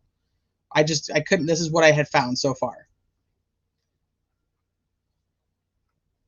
Kind of looks like a Jeep. They are the harvest photos taken from the video player on 2/13/2017. It says the camera is 54 minutes fast. This is interesting right here, just on its face. So I don't know what time we're being given, and that's not really been overly corrected as far as I know. 210 multi-photo files. 210. This is interesting. Liberty German's funeral visitation register. The visitation registry, they are stating, well, Mark stated that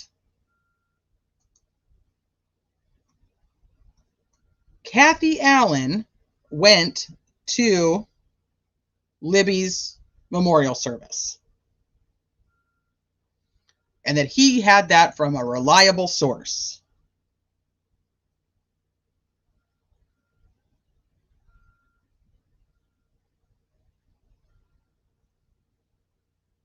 So defense is looking for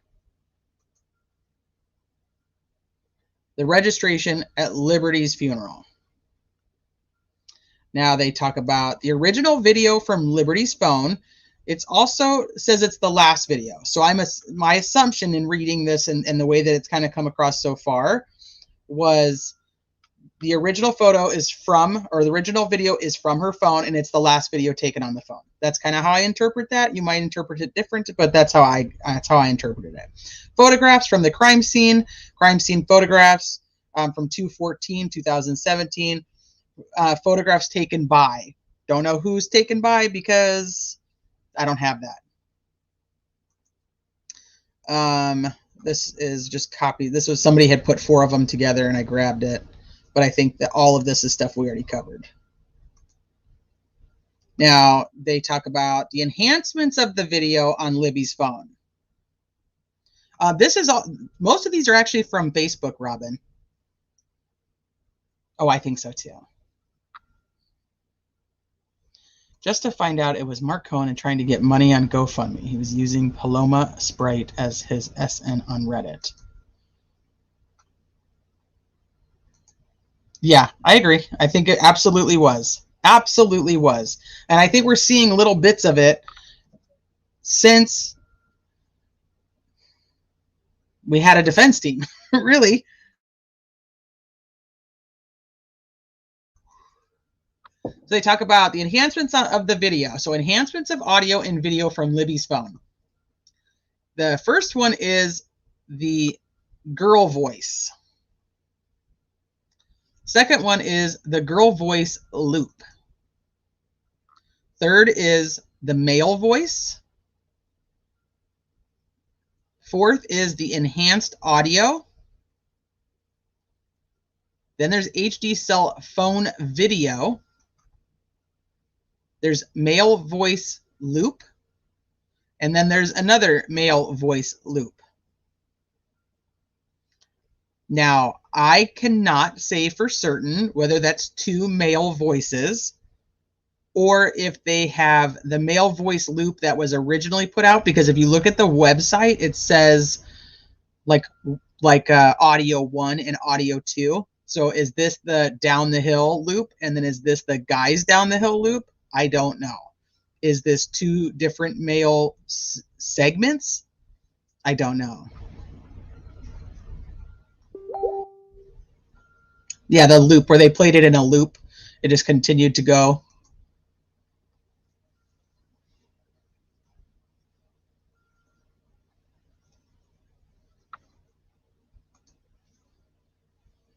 So I don't know. I don't know if there's 2 different segments of a male voice.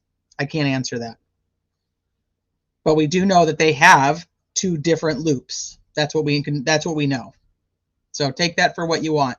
I found the most interesting where it says the girl voice loop. That they do have the girls on there talking, which we've heard that they did, but I mean, I don't know. Aries Fire, yeah, it's criminality187 at Gmail.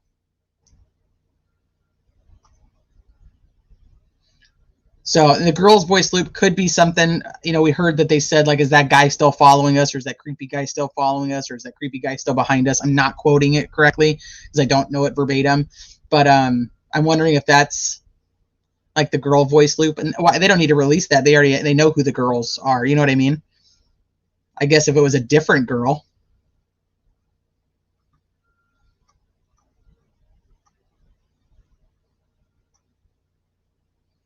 Horizon Vet sued Mike and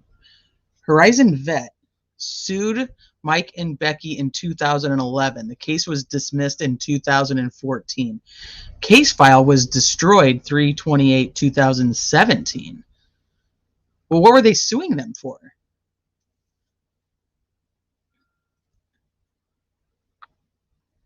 Wasn't that something we just said on a different, about something else? About Kathy Allen?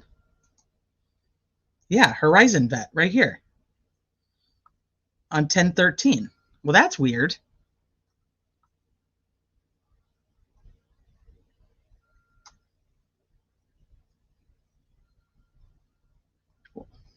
Yeah, spelled like my channel. Yeah, criminality187@gmail. Yeah, allegedly they say something about a gun, and then their other clip was supposedly you could hear like a gun cock, but I don't know. All right, let me go back to that page. I didn't know she was associated with Horizon until you just said it. Well, that makes it, that's interesting. That's an interesting, just small world connection, or is there something to it? Where was the last one I was on? This one. NASA enhancements of the video. So the FBI enhanced images. This one says Jerry WebShare to go 2.0, 360 pics. I don't know what that means, but is that the, like, they took 360 pics from the video, I'm assuming, because it's under here that exports via the FBI enhanced the images. That's what we probably originally saw on the very first release. And then somebody named Jerry probably takes pics of every like frame of the video, the 43 seconds. Hey, JC Marty, who is the Patty family before Becky? Ask me why. Who is the Patty family before Becky, JC Marty?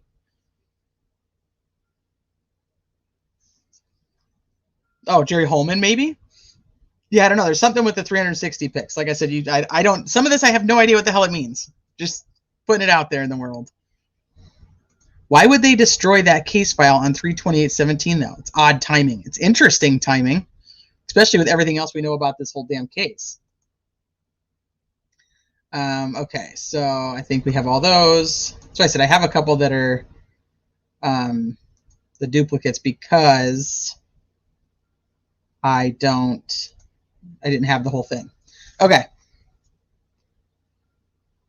What is a Horizon Vet? I think it's a location. You know, somebody, that's just another rabbit hole. I'll send you guys down the rabbit hole because I haven't actually gone down it. Somebody emailed me the other day and said that the guy who owns the restaurant that Kelsey works at is an Odinite.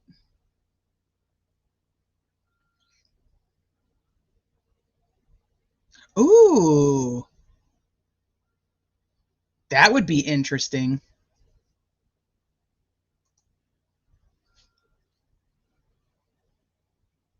Now, that's also interesting. Who actually is on record destroying the file? And did the Patties win?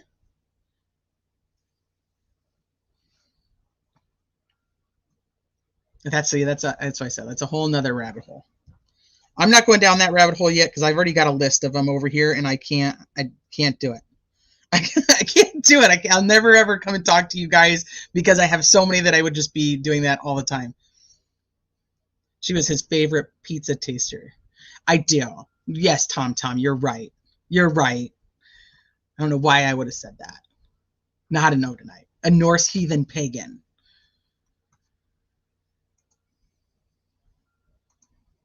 Case was dismissed. Oh, shit. Fouts was the judge?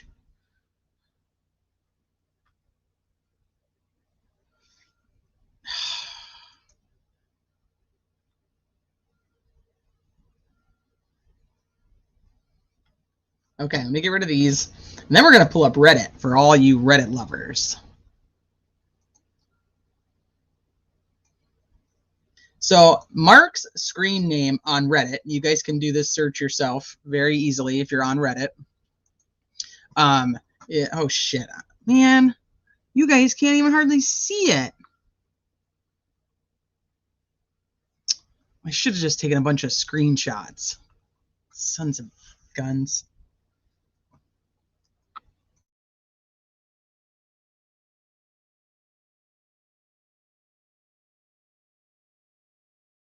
Can I zoom in on Reddit, though?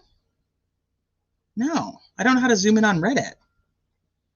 Can I do it just love Reddit? 3 top corner, 3 dots in the top corner.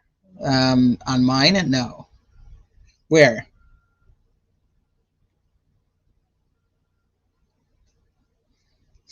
I can't even imagine at this point how many times you've solved this, especially with all the new crazy crap. Zoom. Let's see. Aha! Look at you! Dang. Thank you. You guys, I'm not that tech savvy. This is why I tell you, I can't hack into shit. Like, I can't figure some of that stuff out. It's just not my forte. Yeah, Sloopy, thank you. It's like I know a couple things. Okay. So I'm going to go all the way back to when the first comments on Reddit are. Like I said, you guys can do this. Just go in there. His username is DreadPirate33. A lot of people are confusing this account with being Robert's, and it's not. This one is Mark's. My printer makes me cry. Sometimes I'm like, I'm not doing this. My husband gets so frustrated because he's like super tech savvy. And so he's like, how can you not like reformulate the picture to put it on over here, and then you just make it smaller, and then you move it over here, and then you print it? I'm like, what? Yeah, this is all still available. He hasn't deleted it. I also have up where if he had deleted anything, which I couldn't find anything different. He actually did not delete it. Now, Robert's account, on the other hand, it does look like it's been deactivated. Robert's account is, let me figure out where I wrote that down at.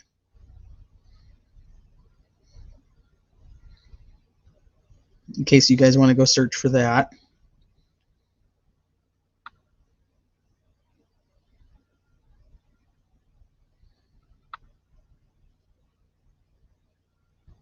Where the hell did I write it?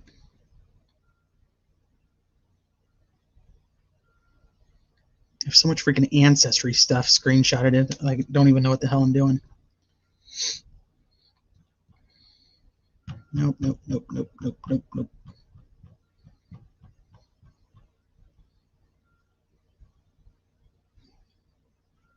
Lord, yeah, thank you. Lordless Warrior. I knew I wrote that down somewhere, but look at, see, you already got it. Can you start over and reformulate? Because Mark called himself Mark Robert. I wonder if it's his middle name. It could be. Robert is the one that passed. Yes. So he was Lordless Warrior on Reddit. So Dread Pirate 33 is Mark. Now, I have not looked to see if Mitch was on there. Maybe one of you guys have. I know. This is the case she solves over and over again. New information comes out. She's like, I know who did it. I know who it was.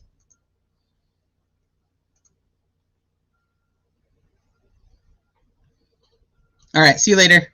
Thank you for coming.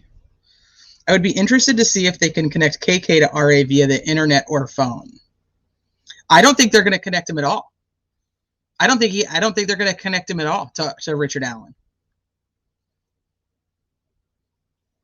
Okay, so this, we can click on any one of these. If you guys find one that you're like, I want to know what the rest of it says, just let me know, because right now it's only going to show us what he talks about. It also will tell you this is the name of the post right here. So the one is hearing rumors that RA is cooperating. This will tell you the name of the subreddit, and this is Delphi trial. So it says Alan is cooperating. They're talking about, has anyone else heard that RA is in the middle of a plea? I came across this on a Facebook group. And then he says, I hear it's actually Nick that's holding things up from a plea deal. And then this other account, which I don't know who that is, says yes and no. The defense team and the prosecution met to talk about a plea deal. This is 2 months ago. You can cover over it. It'll tell you exactly when. This is my time, so not the time that they typed it, or it's my time that they typed it. Make sense? The defense team and the prosecution met to talk about a plea deal. Everything was good except McClelland wants a full admission of what happened said in court by Allen, and McClelland will not allow Allen to appeal his conviction, but he can still appeal his sentence. So while McClelland did shut down the first off, it was up to Allen how long it takes before a deal is made. Keep in mind, this isn't the direct knowledge or official information, so it could all be bullshit, which I figured it was until someone I know who is actually close to the family and is local told me it's true. So this person, this account is very common, or very active on the Reddit subreddits. Who they know, who they don't know, I have no idea. So then Mark says, anything about taking pressure off of Kathy? So this is August 30th, which is interesting because of the whole memorandum where they talk about the threats to Kathy, and that could potentially be why Richard Allen confessed, because the Odinites in prison said, you got to confess, otherwise we're going to hurt your wife. So it's just interesting timing, because remember, the memorandum is not out yet. So if there is one that you guys want me to dig further into and you want to see other comments, please just let me know. But other than that, I'm just going to go through what's on here. So Ruckus says he knows the details. Language warning. So they're talking about Ruckus Rocks from YouTube. And this person, he says, trust me, all of what he said is wrong. So if you guys are familiar with Ruckus Rock's channel, he actually showed a couple of the little clips of that index, and he came out with what he thought of what, of the index, as we all would, right? Like, here I am, I read it, I told you what I think of it, what I know, what I don't know.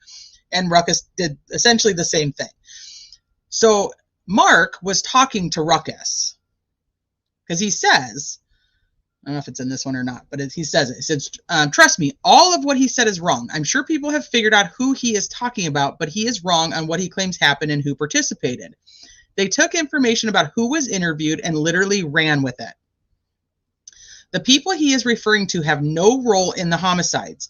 Very shocked he put a video out like this. The tone is very, I know something you don't know, taunt, and at me first attitude. I understand to an extent getting some insight on things from actual documents, but to take such little information from them and fill in the blanks like this is bullshit and reckless.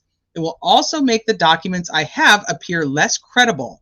So I refuse to discuss the contents anymore privately with anyone.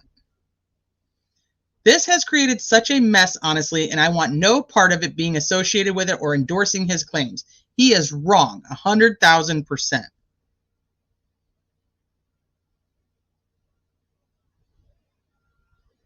right, let me see what you guys are saying before I keep reading.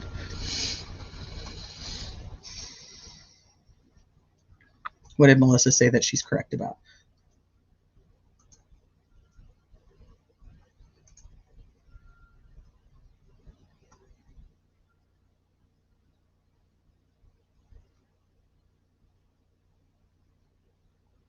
They knew each other in Peru. How would they know each other, though? Wouldn't it make more sense if RA knew TK? I don't know why would, KK was so much younger. And I know that Richard Allen's mom lived in Peru. at one point. Connections between these people around other crimes they might share common interest.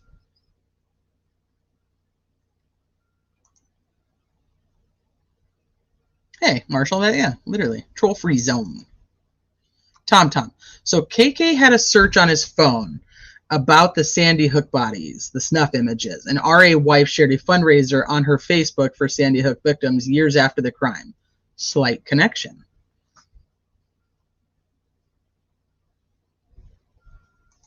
Oh, you're very welcome. Okay, JC Marty. Shelby Patty, administrative assistant at Hillis, Rosie, and Dean, attorneys at law.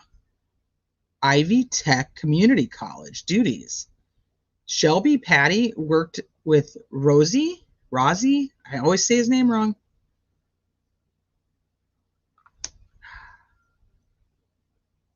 Huh. Oh, you know that KK and RA knew each other? They met through a mutual family, not from TK's side either. Ooh. T wants to talk about this case, not tell us about it. It's a breath of fresh air around here. Oh, yeah, no, I want to talk about it because it shit doesn't add up and it doesn't make sense. So I just keep finding different pieces of the puzzle and trying to give them to you guys so you guys can help me figure out where they belong, if they belong, or if it's all just bullshit. Hey, Nikki, did Keegan tell you when you guys were... Oh, Dean. I don't know. I don't know any of that stuff. Peru is a small town. Probably most people know one another. Well, that's how you think about Delphi in itself.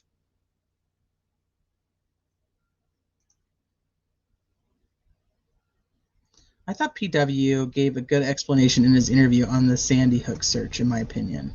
Did Patrick Westfall?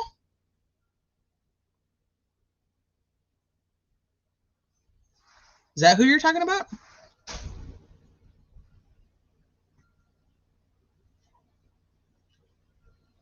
don't know if that's who you're talking about, Marshall.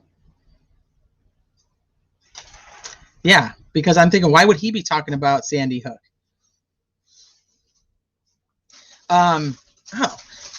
So they said, I don't remember where the hell I even heard this now. Supposedly that Keegan was looking at the Sandy Hook stuff because that was at the same time that the podcast with what's his name, who ended up being found guilty of all the conspiracy shit. That's when that podcast was like really big and said something about like you can't find any photos online of this ever happening. And so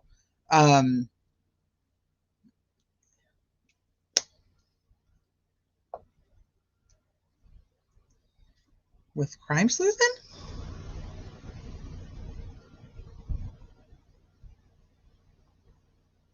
With sleuth intuition. I am like, because he didn't do it with crime sleuthing. First one, apparently. I may have just totally passed over that, so that's interesting. When I asked Garrett about Rick, he was not comfortable. He wanted me to find out how he got caught. Then he was soon charged for Hanish, and I freaked out. That's Kurtz, I assume? Oh, okay. All right, I'll have to go back and listen to that part. That is interesting that they're all talking about Sandy Hook.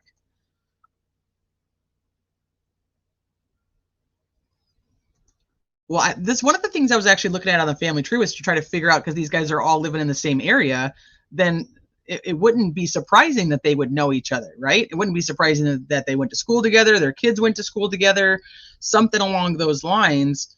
You know, they're all not very far from each other.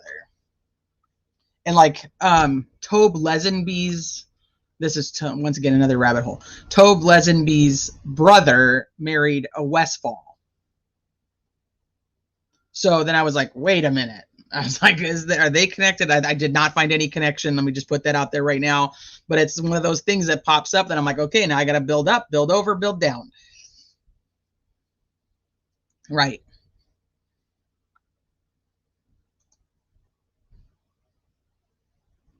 Okay. Let's go to the next one. Hey, Hey, Ruckus.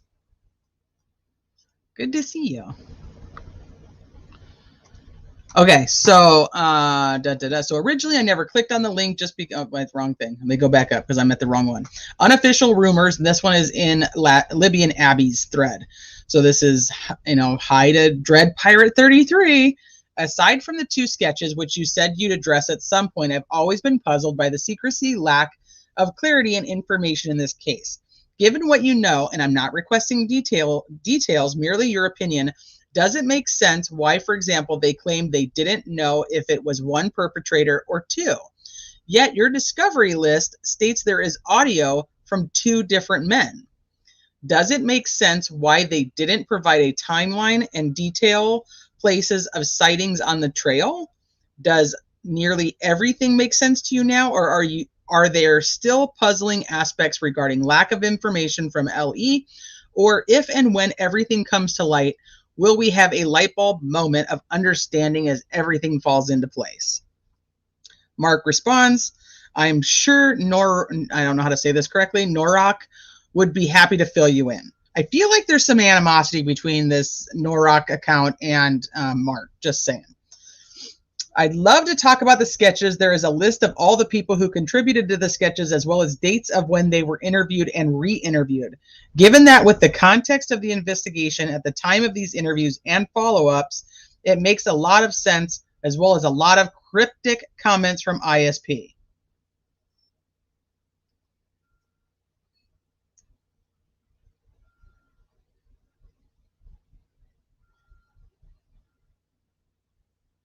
No, you are not. Are you really?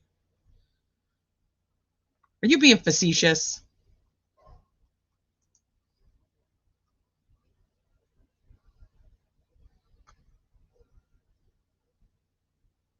Hey, Cape Breton, drone pilot.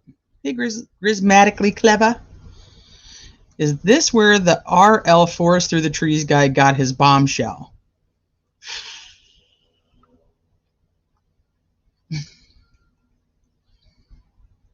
KK search for Sandy Hook bodies and the Columbine shooting in between CP. His searches are public docs. Yeah. Again, Facebook told me I was mutual friends with literally almost all of the Watts case folks, but I don't know any of them. That's true. That's true. You were friends with everybody in Watts. And remember, there was like the whole thing that happened after the case where people became friends with the Watts, and then people were like, oh my gosh, look, there's a connection from the Watts to Colorado and da-da-da-da-da. I don't know who that account belongs to. I did not dig into that. It's just an account that's on Reddit, and they're very active. So they said, this Norak person says, so I originally never clicked on the link just because of the group, but I did today. And I see you were sharing a comment of a user claiming I was lying and my source is a Facebook admin. I know a lot of Facebook admins, and there is even one who is under a gag order because Alan himself had posted in her group, but she is not my source. I'm assuming that this is the one where, if you guys remember, there was the screenshots that there was a Richard Allen Hill in one of the Facebook groups. I wouldn't be surprised if they also communicated with her because she's pretty good at keeping trolls at bay.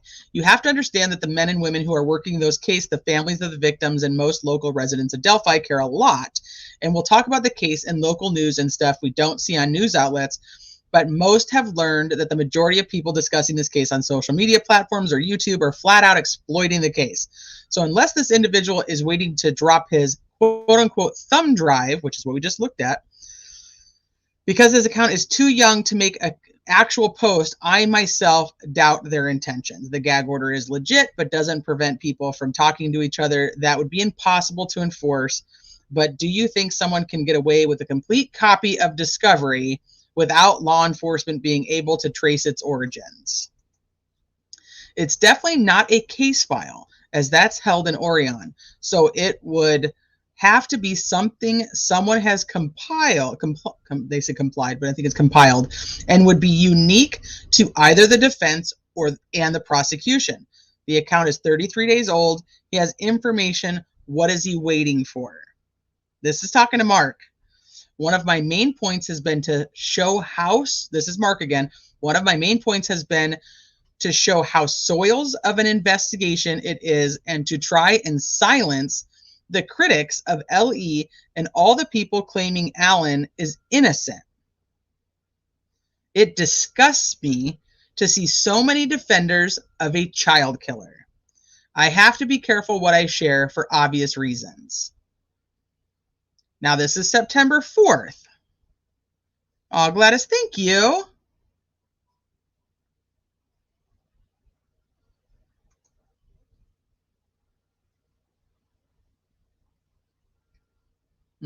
That's a great question. Yeah, one must simply not assume anything. No kidding, because you're gonna end up in just a disaster. You cannot believe and assume any of this shit is. I don't know. You have to just start digging and looking at it for yourself. Okay, so let me go up now. So I wanted to clarify BS that this Norok is spreading. I assure you, I am not Holly, and neither is Angie Hopkins. She told him that sarcastically, but clearly it went over his head. I only came to Reddit because I did not like people speaking for me and making wild claims based off the information I've shared. Please, everyone, take note of how positive he is of these claims. Speaks volumes.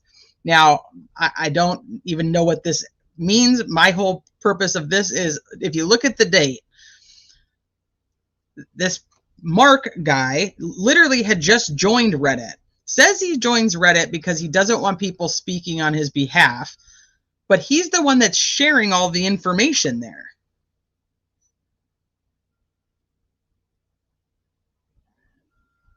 Okay, wife Willa, thank you. I agree that the amount of people that stick up for RA is weird to me. I don't have any issue with people sticking up for RA. I think I have an issue with, I don't even know if I don't really have an issue. I shouldn't even say I do, because I really don't. I have my personal issue with the entire thing is, how did we get here? Like, how did they get to this guy? The whole thing just seems like bullshit to me.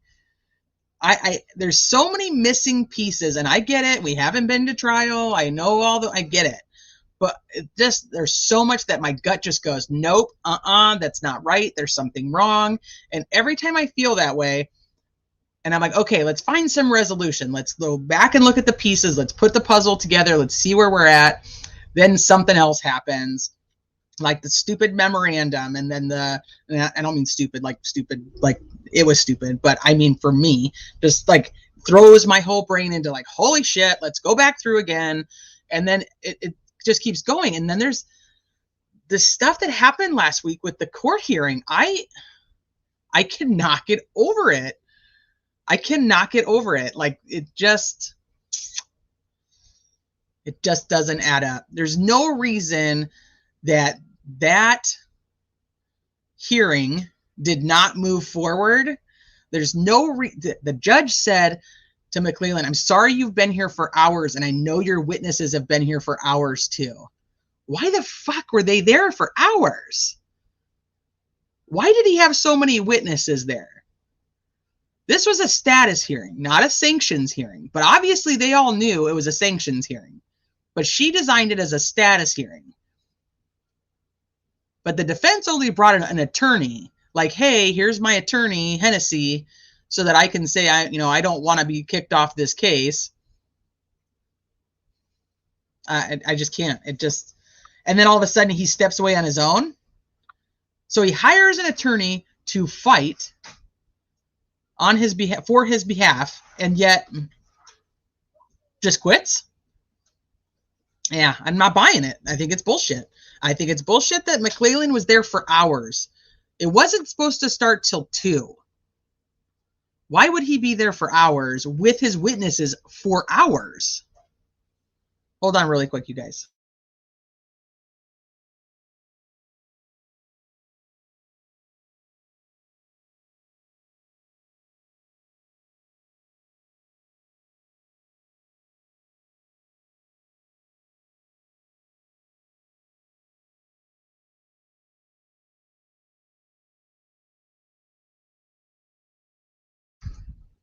Okay, sorry guys. I watched his live, and I like me some Bob Motta, but it did not make sense to me. It still doesn't make sense to me why they would have been there for hours before the hearing. I don't get it. I don't get that. I don't understand why all of these cops, and they said that Carter was there, Holman was there, Liggett was there. Why are all these guys there? Why would these guys? Okay, now I'm gonna backtrack here and go totally. I'm gonna squirrel for a second. You guys tell me, why would Doug Carter be investigating a leak from the defense team? What, so even if he's there to testify and be like, oh, look, this is what we found. Why is Doug Carter investigating a leak? Tell me how that makes any sense. Tell me why Jerry Holman or Tony Liggett is investigating a leak from this very same people who just said that they don't have any ethics and that they purposely lie to get search warrants. Oh, no, I agree with that. I just don't understand. I think he totally knew I think they all knew they were walking into a sanctions hearing, even though it was called a status hearing. I do believe they all knew that's what was happening, that's what was going to go down.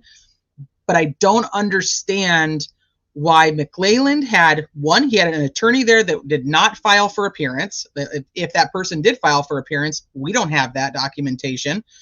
2, why in the world, it's in my email. I haven't looked at my email. Hold on. Why in the world they would even be doing anything to investigate a leak from people who are claiming that they're unethical? And yes, it's not proven yet because the defense didn't have a chance to go prove it.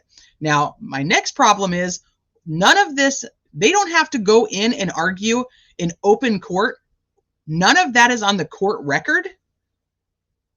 He gave oral arguments. Baldwin gave oral arguments to be taken off the case, and she accepted. That's what she said. She also said that this was a surprise. Like this was that they didn't know this was going to happen. Maybe they didn't know that Rosie was going to step down or Rosie was going to step down with him, which I don't know why they wouldn't, because I think that he's probably pissed too.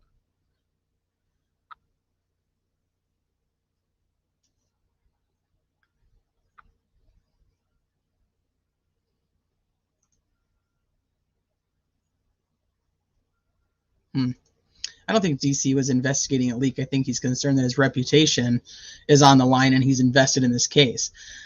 Okay, so he would not need to be there as a witness then.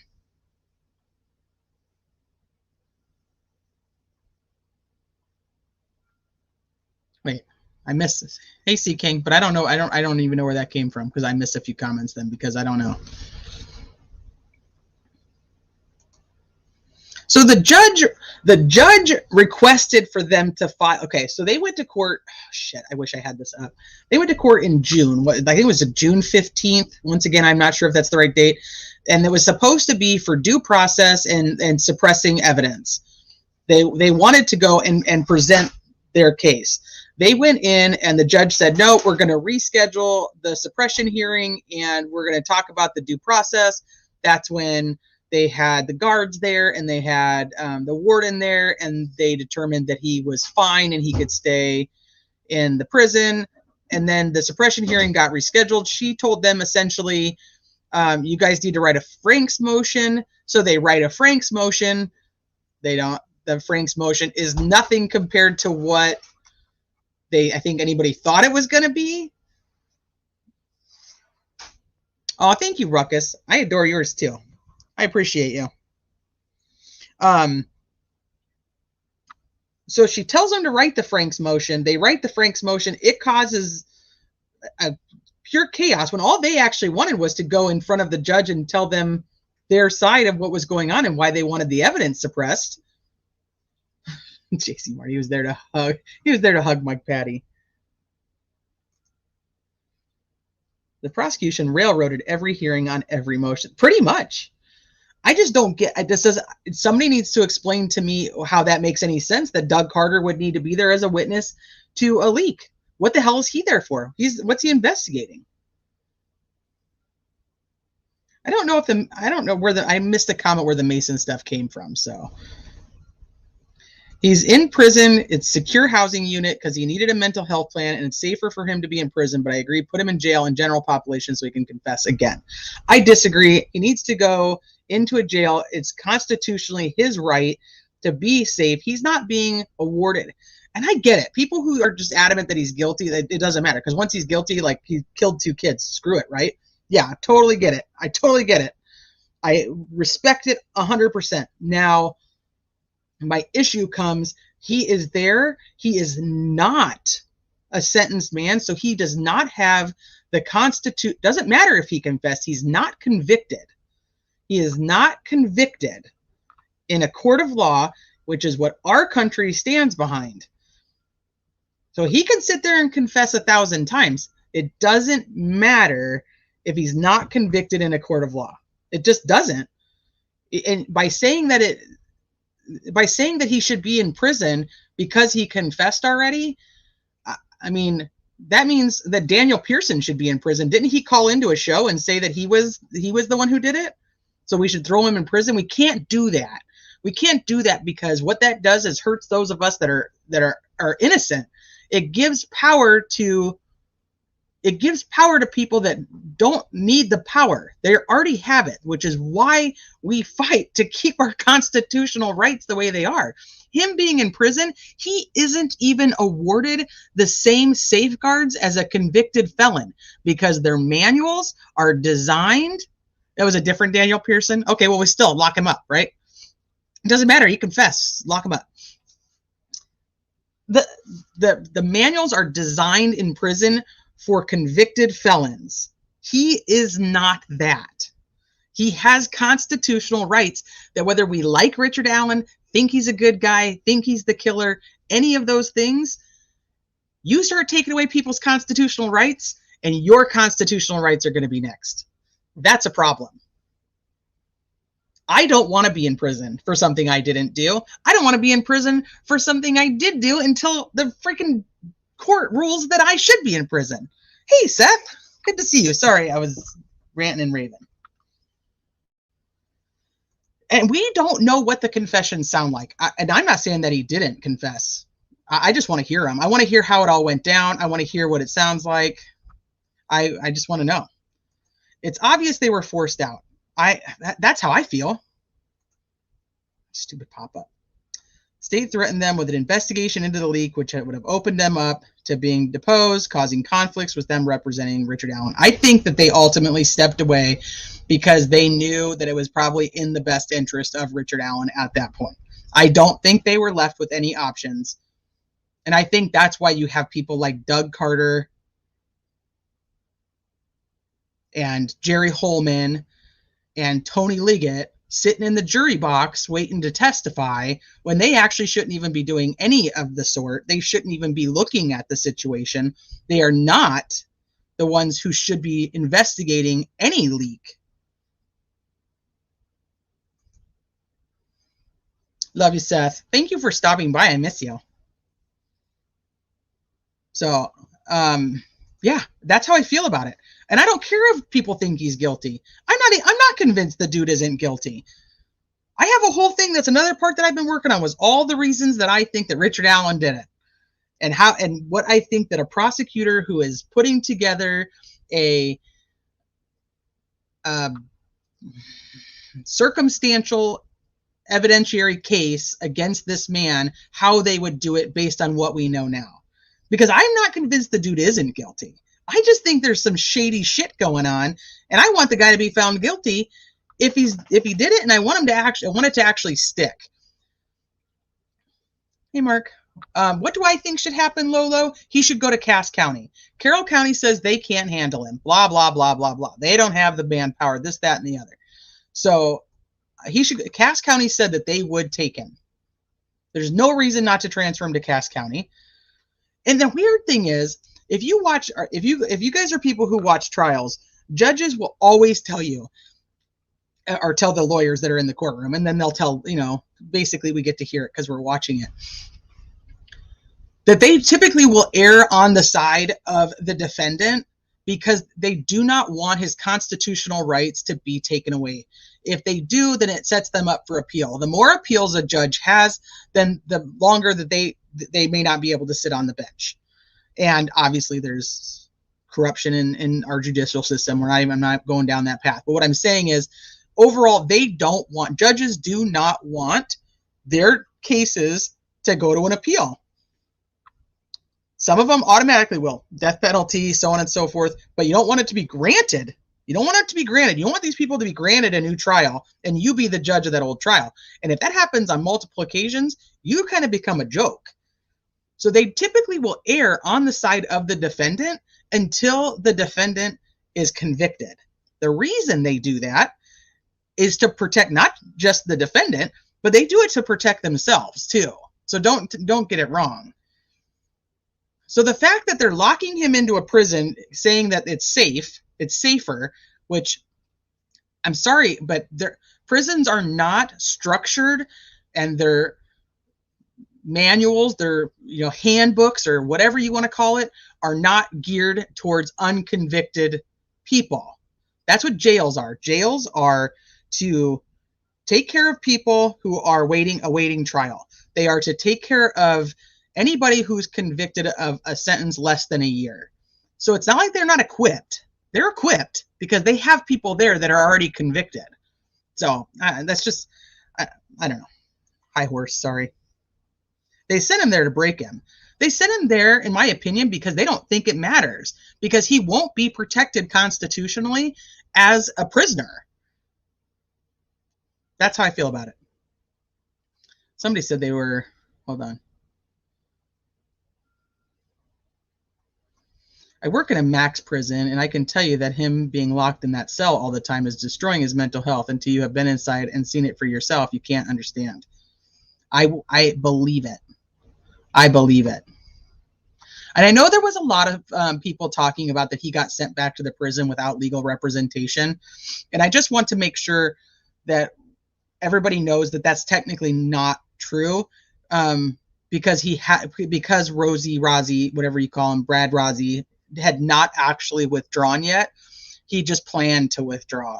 He was still his attorney at that time. The only one who was legally done and had been excused by the judge was Baldwin. So he technically on paper still had an attorney, unless, I could be wrong, something comes out and when he actually files the motion to be removed, it states the date of the 19th, then go for it. But until then, he did have an attorney. So Judge Gull can't get in trouble for sending him to prison, or I shouldn't say sending him to prison, but sending him back to prison without an attorney.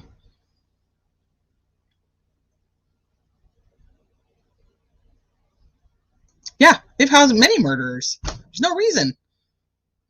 I think that's my issue, is there's no reason for it. You cannot come up with a legitimate reason that he's there. I just, like I said, it's not about him being innocent or guilty. It's about me. It's about me. It's about me and my constitutional rights, and I don't want people messing with them. You start messing with people, then those people with power get more power, and we're all screwed. So that's where I'm at with it.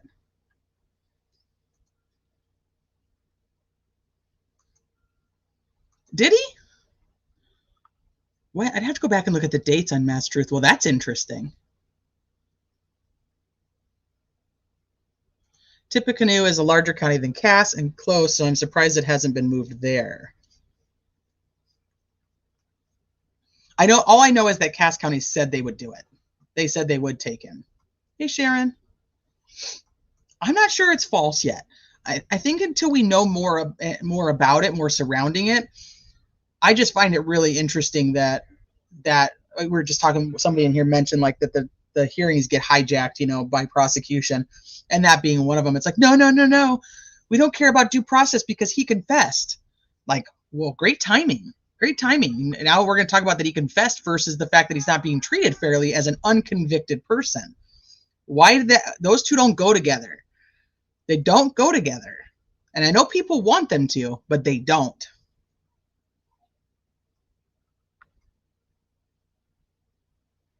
I think the judge is the one that had Doug Carter and the rest of his incompetent cohorts sitting in the jury box. Questions were going to be addressed in regards to the Franks motion. Do you think she was going to talk about the Franks motion? Because I got the feeling when that the October 31st seemed, that one was put on the books. I figured that was going to be more about the Franks motion, because this is the one that Judge Gohl was like, nope, I don't care what you're doing. Clear your calendars. Every one of you, it's mandatory that you show up. My head, I just thought this is about the leak, or it's about, ooh, you know what? I have a question. People keep saying that the memorandum was leaked. I am 99% certain it came directly from the court website. Can anybody clarify why people think that document was leaked?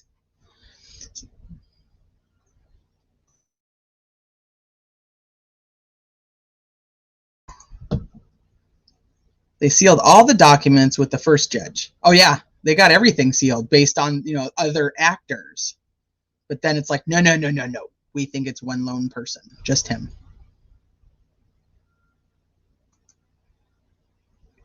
I don't think he did it, and I need to get him out of that prison. See, and like I said, for me, it's not even just about him. It's about everybody else. They cited safety concerns as why he is in the prison. However, they also said that there were no threats on his life or him. Well, make it make sense that he's visibly not the same person he was when he went in. And I don't mean oh, poor him, he's guilty, so he's not eating. I don't think that's not relevant, once again, because he's not convicted. So to me, that's okay, we proved the guy did it beyond any reasonable doubt. Okay, for example, Alec Murdaugh. That guy, and I'm still not convinced that he actually pulled the trigger himself, but that's a whole nother live. My thought is, that guy's a piece of crap regardless, right? He's done all kinds of bad shit in his life. He's done all kinds of bad shit to probably really good people, and he's in prison. Most people don't really care what happens to that guy. It just is what it is at this point. And there's things that he still hasn't been convicted of that we know that he did. And I think he's taken pleas for most of that stuff now. But that's kind of my point, is nobody really cares what happens. He's convicted. He's done. Whatever happens to Alec Murdaugh in prison is... hold on real quick, guys. It broke. We can probably tape it back together. Let me try to tape it. Maybe Daddy can tape it for you. It's fine, I know. Just have him put some tape on it. Here, babe. I know. Sorry. Airplane broke.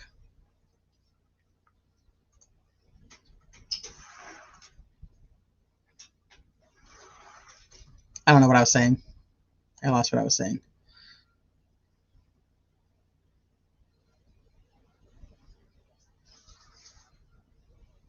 Yep.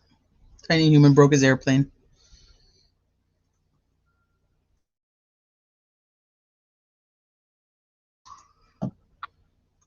Was that what I was talking about? Shit, I totally lost what I was talking about. I'm sorry, you guys. The airplane threw me. The 136-page motion was originally filed as just a typical court document. Within a few days and after it was disseminated, oops, I guess we should have had that sealed. Then they sealed it. Then the judge sealed it, right? And then they came out with their supplemental Frank's hearing. But it was on, I don't know why anybody said it was leaked. Did the lawyers say why they withdrew? No, we have not gotten any statements from them, which I think is interesting. I feel like we're going to have some statement, but maybe they won't do it until Rosie actually files the documentation.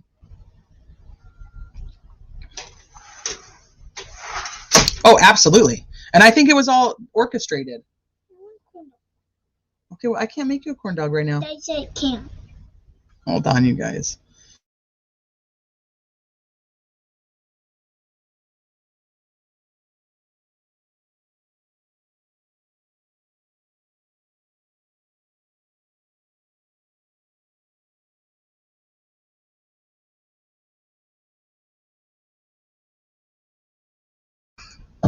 The tiny people are getting restless. Okay. Yeah, the crime scene pics were leaked. Okay. Yeah. And that's the other thing is I keep hearing that there's 4, but people are trying to tell me that the memorandum got leaked at the same time. And I'm like, I don't think so. But the problem is I can't say 100% because I personally did not go to the website and pull it off of there. So I'm like, ugh. But I know that Bob Motta said that he got his directly when he requested it from the clerk.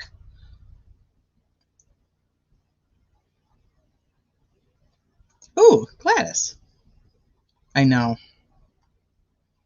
Cannot receive a fair trial at this point. There has been so many leaks, shady witnesses, and questionable conduct by officers.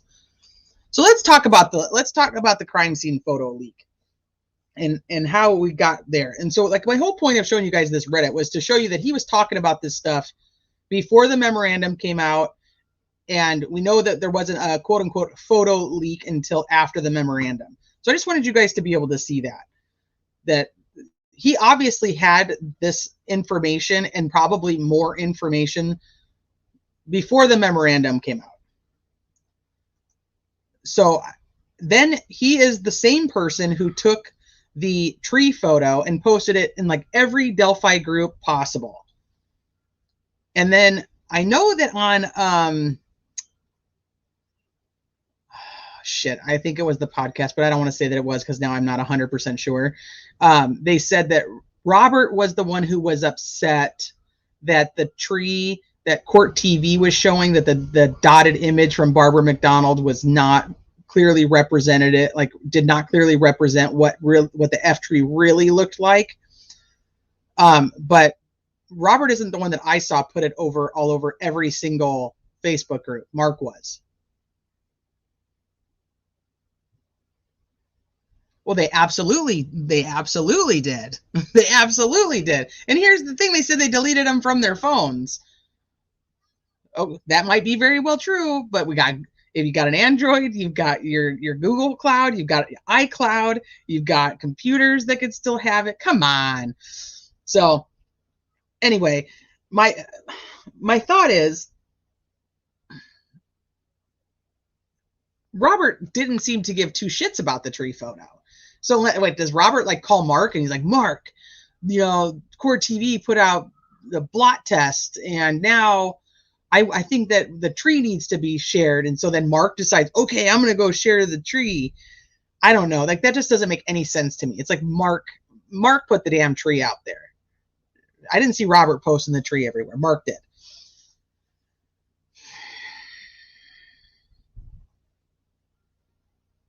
Where was I going? The F tree is the photo I took a screenshot of so that I could look at it closer. I think we all agree, upset for sure, but at least have a trial. I want the true guilty ones. Otherwise, nothing changes. Right. All this did was push things back. Now, everybody's like, we want justice for the families and justice for the victims, and the families now have to go through all this. And there's people who blame the defense and say, you know what, it's the defense's fault. Well, we're being told that. So here we are, and I'm not a sheep. I'm not going to just blatantly go, yeah, it was totally the defense's fault. Do I think it probably was? I think there's definitely something to it. But the fact that all of this information has been out there, the stuff from Mitch did not go in there and take pictures of a 136-page memorandum. So where did all that stuff come from? Who had that? Where's that leak? There's something else going on here. So if he goes in there and he takes pictures of 4 things, whatever it was that I keep hearing is being sent out across the internet, I do not have them. But there's supposedly 4 pictures, and there's one channel that says these pictures were only released to people who are pro Richard Allen. Okay, well, that can't be true.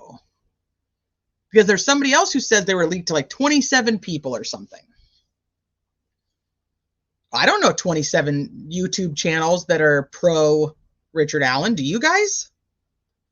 And if that's the case, then how did the people who are not pro Richard Allen get them? So who sent them around?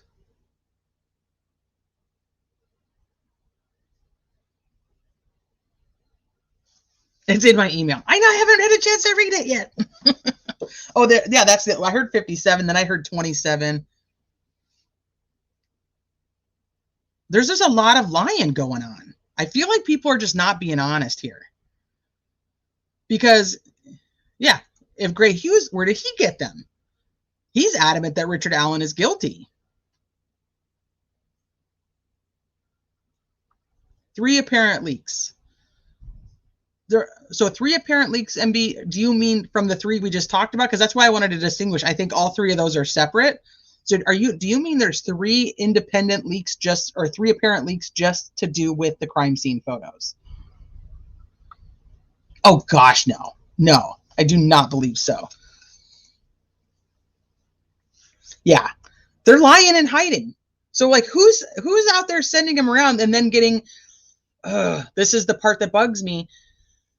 There's a very self-righteous attitude about not sharing the pics unless they're being shared with you. Because I would bet my left hand, literally, that these pictures were not sent to all of these people from some random anonymous email. Ain't happening. There are people who are sending them around, and that's it.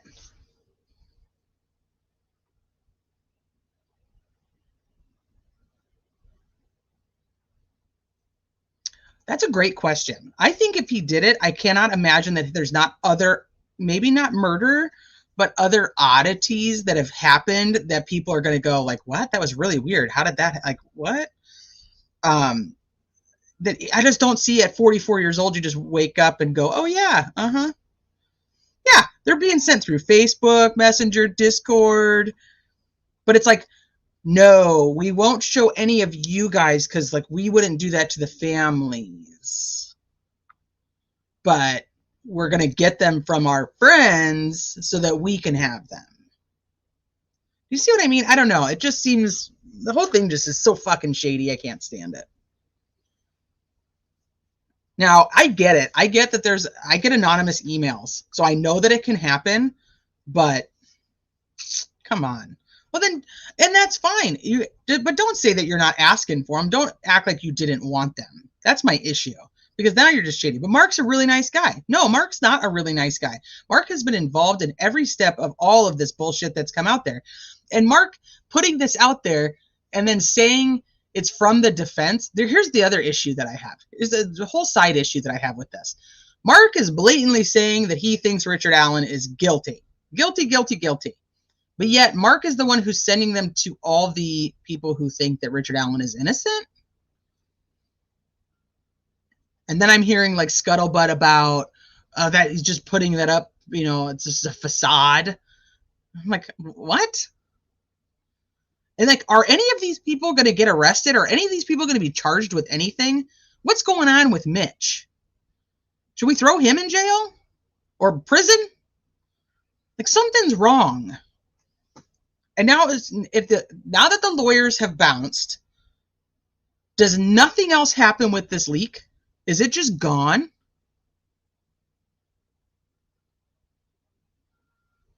Nobody cares that it happened now. We're all just gonna like sweep it under the rug. We're gonna get new, and I don't mean us. I mean like they're like everybody's just gonna go, nope, okay, leak over. That was all poor bad attorney Baldwin. He's such a bad guy.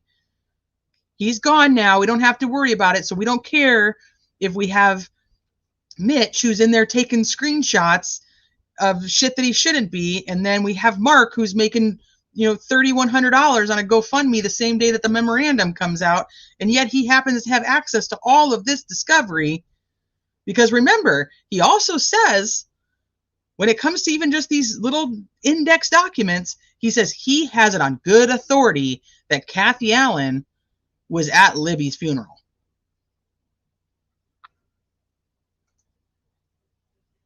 I think so. And then I feel like we're all just being led to believe whatever they want us to believe. And I'm like, I'm not going to buy your bullshit. Mark didn't want to be involved and deeply regrets ever being part of this and having released the info. Mark also played for being a good friend by a guy he barely knows. Bullshit. That guy he barely knows gave him $500 so that he could take a trip to Disney World. Bullshit, Mr. Good Guy. Give the damn money back then. Give it back to his family. No, the leak may be a good reason for appeal along with ineffective counsel and the whole prison thing. Pitbulls. Dumb and legit question. Nothing's dumb. Unless he was under gag order, could they really arrest them for anything? Well, I don't know. That's a great question. Well, that's what I'm saying. So is the investigation into the leak, is it just done? Do we never hear about it anymore? Does it ever come up again?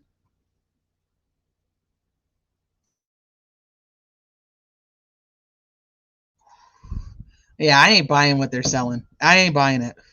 Mark has been releasing leaked discovery for months. Yeah, that's kind of what I was saying in here.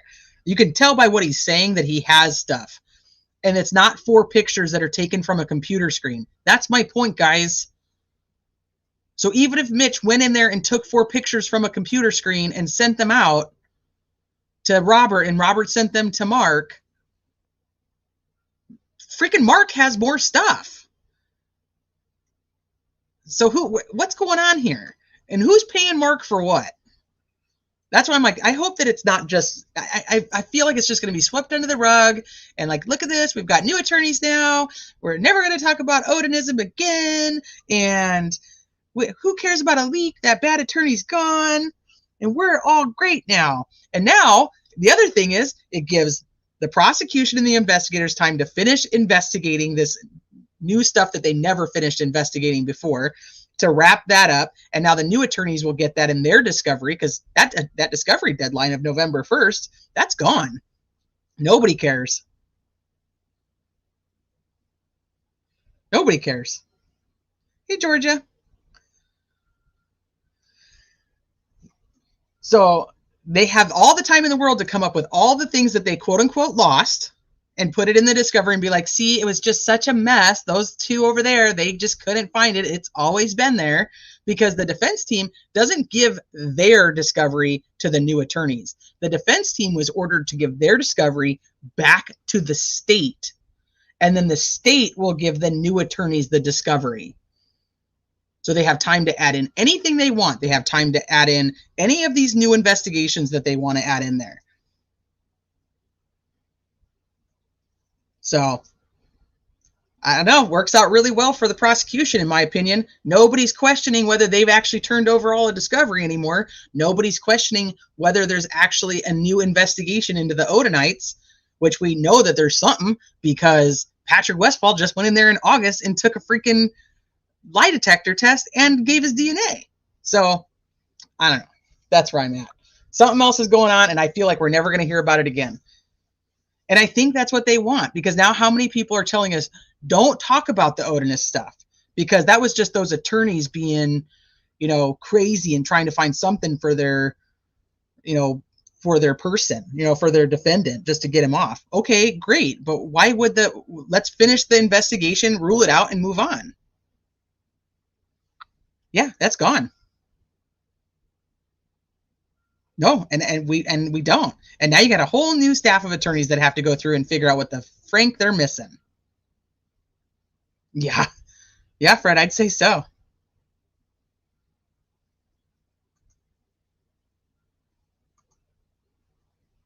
feel like this whole thing was started by people working for the prosecution. I lean that way very much. Do I think there was stupid shit that happened with the defense? I absolutely do. Because we also have human error, and that's just life. And regardless whether we want any of these, they're all human. So if there was an error, I totally get it. That's something else that's in my email. All right. I'm going to have to do a whole live tomorrow just on what's in my email. Yeah, I think the whole thing's just a mess. I don't know if any of them are playing fair, because I cannot imagine that this judge, which I was a big fan. And I kind of still am. I'm not done yet. I want to know what happened behind closed doors, and I think that she should have had to have done it on the record in public. Should it have been? That's my other issue. Why would that be the first hearing that you'd invite cameras to?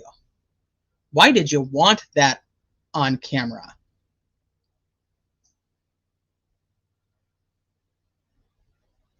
That's a big question for me. And the judge is supposed to lean on the side of the defendant and keeping the defendant's constitutional rights intact. And I'm not seeing that. And then all this happening behind closed doors, just, why is there no record? So will this never be in the record of this case? What happened in that room? How does that work? I need to ask Bob. Maybe I'll send him an email. So that's why I don't know. I don't know if this dude's guilty. I don't know if he's not. And I'm not trying to be up here like, you know, virtue signaling to any of you guys either. I just don't know. This should be it should be much more simple. This process should not be so complicated. It should not be so covered up. For 5.5 years, they were like, we're going to keep everything close to the vest. We're going to keep everything close to the vest. And it's like, we all had to just sit back and accept it and go, okay, well, they're doing it for the good of the family. They're doing it for the good of, you know, the victims. But now I'm like, I don't know if I believe that. I just don't know if I believe that. And I'm trying to figure, by doing all these things on here with you guys and pulling up all this stuff, I'm just trying to figure it out. So, and I know there's people out there who are like, nope, he did it, he's guilty. There's people out there who are like, yes, or no, he didn't do it, he's totally innocent. I don't know. Oh, Gladys, you don't see? Hold on. How many mistakes do Ellie get to make? How much possible perjury is too much before investigations? Right, that's why I'm very curious if we're going to get cameras on the 31st, which I hope we do. And then I want to know how much of what was filed in the memorandum and the suppression motion is going to actually be heard. Are they going to, they have to do something with it. They can't just leave it as an open motion in the filings. They have to do something with it. So does she just dismiss it? What does she do? The prosecution wanted to quash the Franks motion, and it's real suspicious that Mark Roberts started that GoFundMe the day the motion was released. Yep. And then all of a sudden, Mark Roberts still happens to be the person who's sending out all the pictures. I will be. Yeah. It's so weird. And she acted like she was going to be so transparent because she was like, we're going to open up all these files, and I don't know. It's just such a flippin' mess. My personal opinion is that it needs to be completely taken over by somebody else. Do you guys know? Does anybody know even a month? If you don't know the exact date, even a month that the FBI left the investigation or was no longer quote unquote welcome in, because the FBI was invited. They didn't come in and take over this case. They never were in charge. They were always working alongside. And there's been so many rumors and speculation about how the FBI even was there. I've heard from one person that there was an FBI agent who lived in Delphi at the time who passed it on to their superiors, and that's how they got involved, and asked to come in and help support. I also just heard that they were in town for something else, potentially even going through and talking with snitches. I don't even know how true that is. That's just, once again, another whole other thing. But when did the FBI actually leave? When did they leave? Was Richard Allen arrested when they left? I don't think so. I think they left in like 2021. I'm gonna have to look further into that.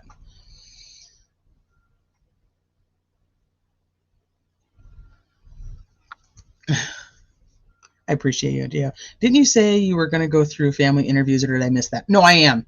I'm not. That's not tonight. I'm working on that. I compiled them all, so I'm trying to edit them and get rid of the garbage so that when I give it to you guys, it's just like the meat of it, which is not an easy task. I know I'm in the minority in this group, I think, and that's okay. I don't think Ellie really made all of those mistakes. I think they wanted the guilty parties to think that. There's something weird with the timing. There's something weird with the witness statements. The witness statements changed. You got Pearson, who changed it to saying he didn't see bridge guy. He saw FSG, flannel shirt guy. You've got Bree, who said she saw the guy at 2:15 or whatever time it was originally. And then they bring her back in and she changes it to that she saw him at 1:26 after they took this picture, but yet she's not seen on the bridge till the timing is so weird and the statements have changed so much. That's why I'm like, I keep trying to go through and I want to pinpoint who was there and when they were there. Somebody at this point should have, probably has done it. It's probably in a Reddit thread that I've never seen. I sound like Emily D. Baker. Well, that's a compliment. I love Emily D. Baker, but no, we're not related. Not that I'm aware of, but we both love purple. They have to, Piper. They don't have a choice. Even if they don't actually stick with it as their final destination of a defense, they don't have a choice but to go through with it. Unless they, I guess that's not true. They could easily want to set it up for an appeal because ineffective counsel if they don't go through what this other theory is. But there's a whole nother ball game going on here because the investigators are investigating the Odinite stuff. So by the time this new defense team even gets that info, it's going to look a lot different than what we see right now.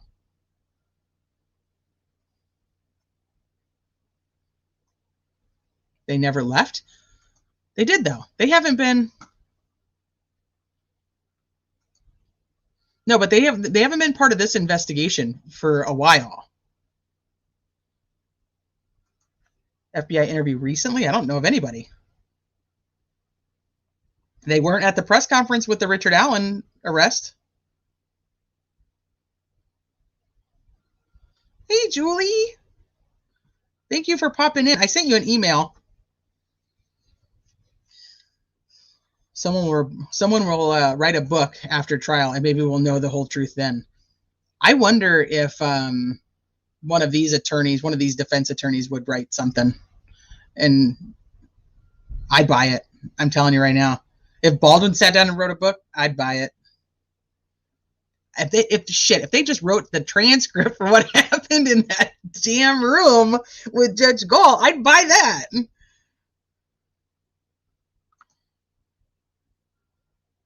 I think so. I think it is discredit. I think the fact that they changed and the way they changed and lying about the change, because you even have the family members doing interviews when they changed that sketch in 2019, and the family members are saying to the public that the old bridge guy sketch, they have figured out who that is, and he's no longer necessary. He is on the back burner, and their focus is on the young guy sketch.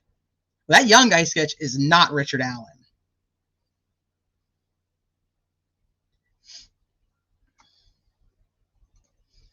Examples of that are the video. New defense will be scared shitless, in my opinion. Well, I think that they have to mention it. I think they're going to have to mention it. Oh, perfect. Sweet. I have so many. I think that you could probably just answer so many questions. I keep thinking that the feds are going to open a RICO I don't know at what point the FBI can just say we're going to take over. I don't think they can, but I'm 99% positive it was a couple years ago that the Indiana is one of the only states that passed where family members can ask for a different agency to look into their family's case. And I would love to, I'm going to look back and see if I can find the dates that happened, because it happened. And then they arrested Richard Allen. Like, wait, we can't have anybody else looking at this case. They arrested Richard Allen, and the FBI was no longer welcome into their investigation.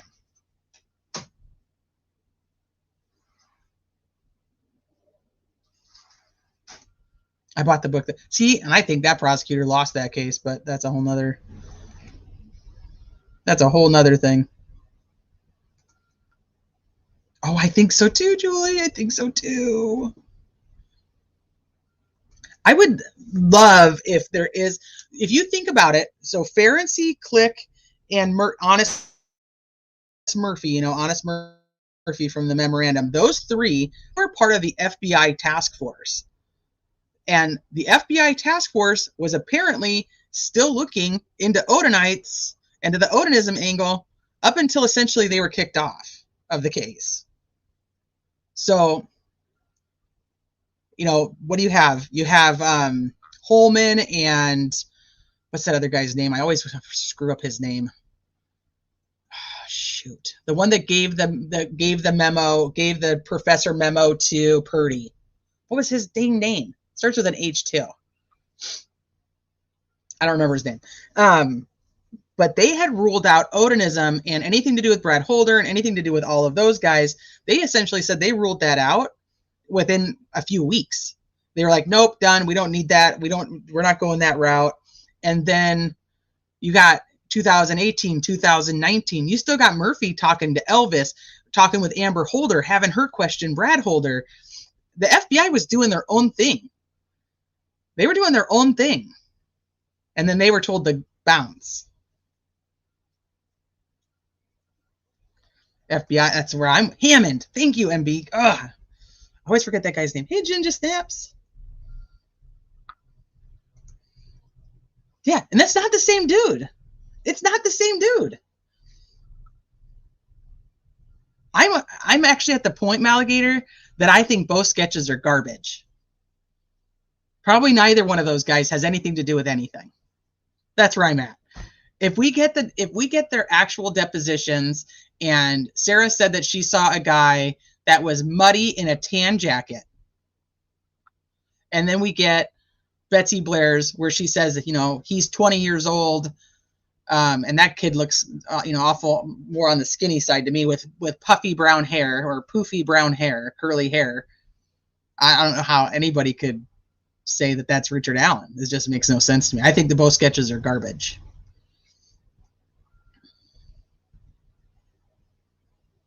I know. He's like, put them together, and you're gonna see it. You're gonna see it. But then we were told, do not put them together. Do not put them together. Don't do side by sides and don't put them together. They're two different people. They're two different people until they became one person. Just like we were told that we cannot say for certain that the voice on the recording is the guy in the video. We cannot say that for certain. So what changed that now they can say for certain that the voice on the video is the same as the picture and as the video on the video, or the video on the video, the guy on the video? What changes and says that both sketches are now the same one? Breaking news, he will be guilty. No disrespect, just saying, does anybody here see this? I don't have any issue with him being guilty. I have an issue with his constitutional rights not being followed, and I have an issue if they are covering up evidence and not doing the proper investigation. That's my issue. I don't care about Richard Allen per se. I don't know the guy.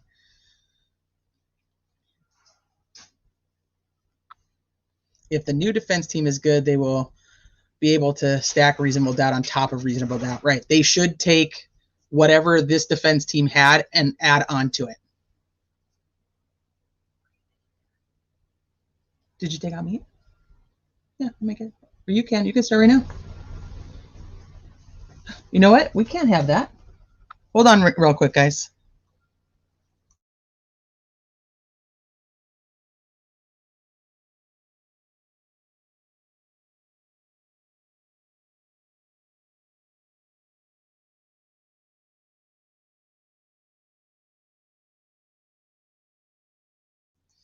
Okay, sorry. I just realized that it's Tuesday. We always make tacos for Tuesday, and I was going to do regular tacos, and I don't have any taco seasoning. So, okay, let me see what you guys are saying. Dun, dun, dun. Their BAU unit said it was ritualistic, and their unit is like 98% accurate with their reporting. Yeah, but we can't have that, so we just don't have them. We don't have them involved in the investigation anymore. And then interestingly enough, when Click makes a statement after the memorandum, people only get to hear that they don't think it's ritualistic. They don't get to hear that they actually still think it's the same people involved. Just today, I had a producer go back to square one and went back to the basic original thoughts on this case.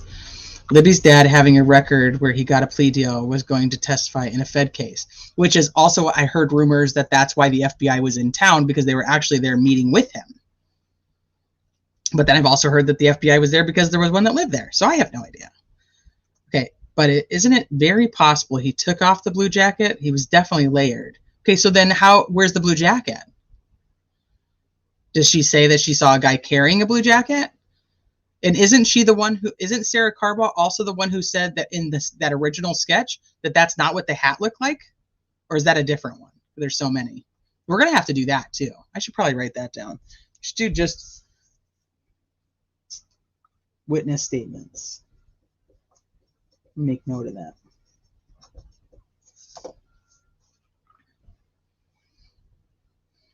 So I started going back.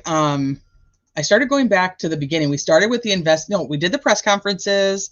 We went back and looked at all the stuff for Ron Logan. We were starting the investigators, and then everything just went haywire with the court hearing. So we're going to finish the investigators. We're going to go back. We're looking at all the stuff with the family. I have a whole thing on what is the actual case against Richard Allen and what we think about that. And then I have where I'm going to pull out all the parts of the Franks hearing that I think are important outside of the Odinism stuff that people seem to get lost. It gets lost because people are so focused on the Odinism stuff. And then I just wrote down, let's talk about the witness statements and how they actually add up. But I need to know who was actually there.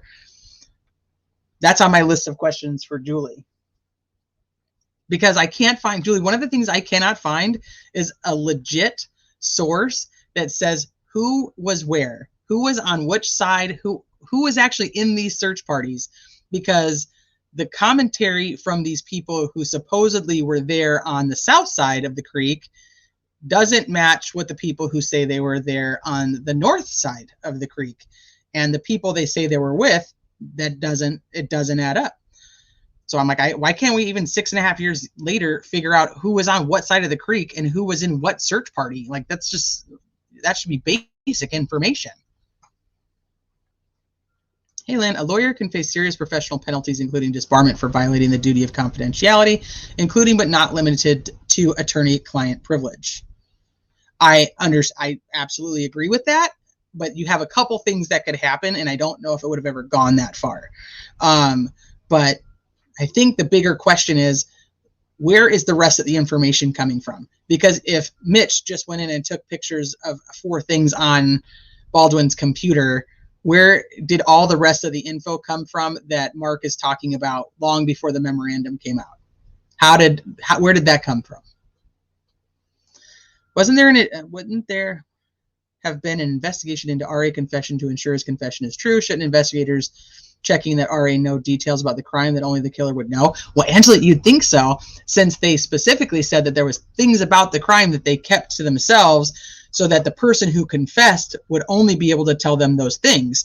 And that kind of goes to what that one person on Reddit was talking about. If they were trying to do a plea deal, McClellan is trying to make him confess, which I don't even know if that's true. I don't know who this person is, and I don't know who their source is.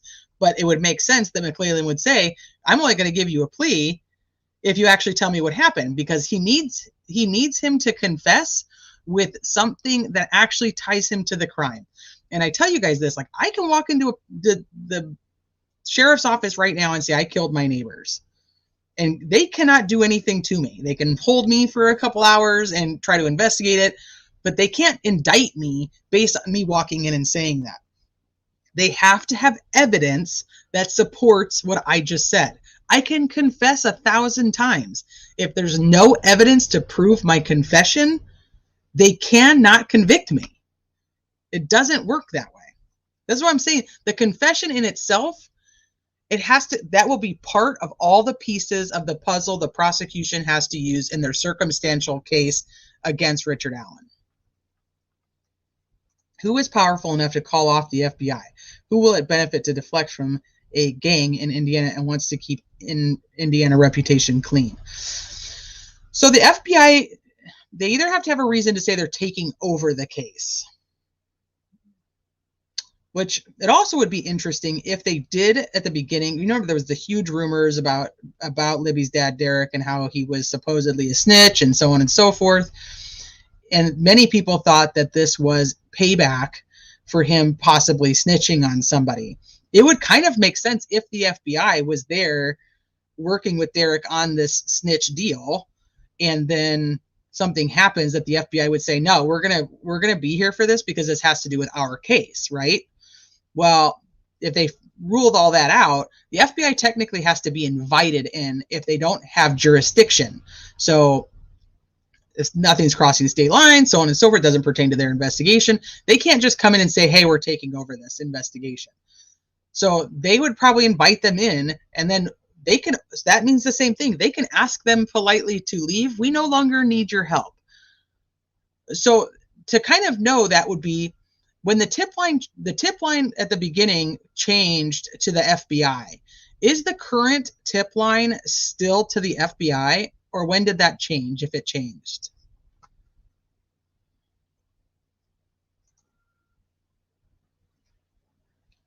Oh yeah, right. Well, just make sure you have proof everywhere you go. Like smile for a camera or something.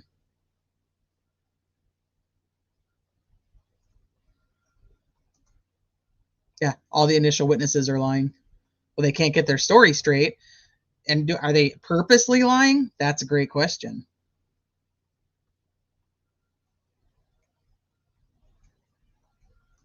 Mark was talking about leaking back in September of 2022. That before there was even that's before there was even an arrest. But then they tried to act like, well, Mark wouldn't even know who to contact. That's why he had to tell the murder sheet. The defendants may have a grievance filed with the Indiana State Bar Association. Yeah.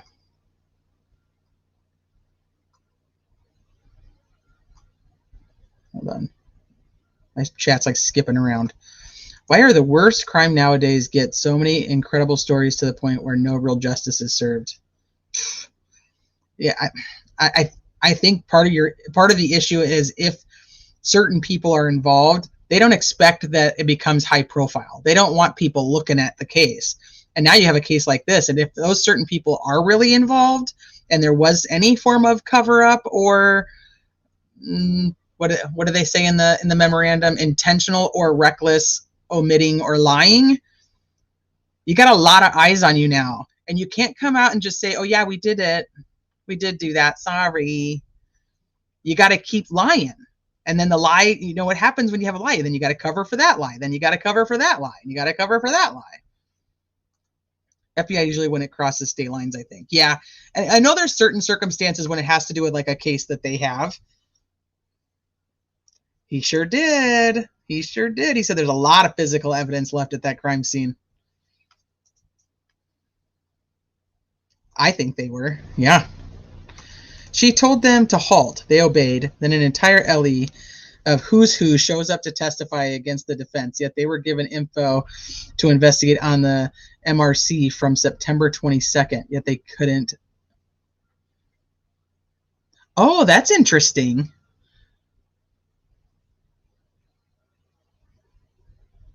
From September 22nd. Yeah, they couldn't do it. It's an overload of information anymore in order to make too many a suspect. Right. I agree.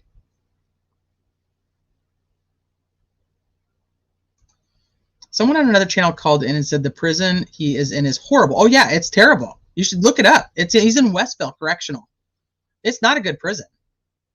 Remember, I'm from the Midwest. I know some of the things out there. I haven't lived out there for a few years, but Westville's not a good prison.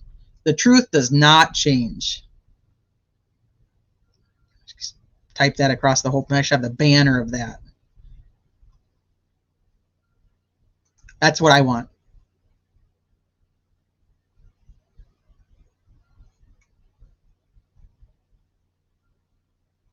Yeah, it's definitely says. Yeah, where are all the whistleblowers? Okay, so I hate to even say it because I should probably keep digging.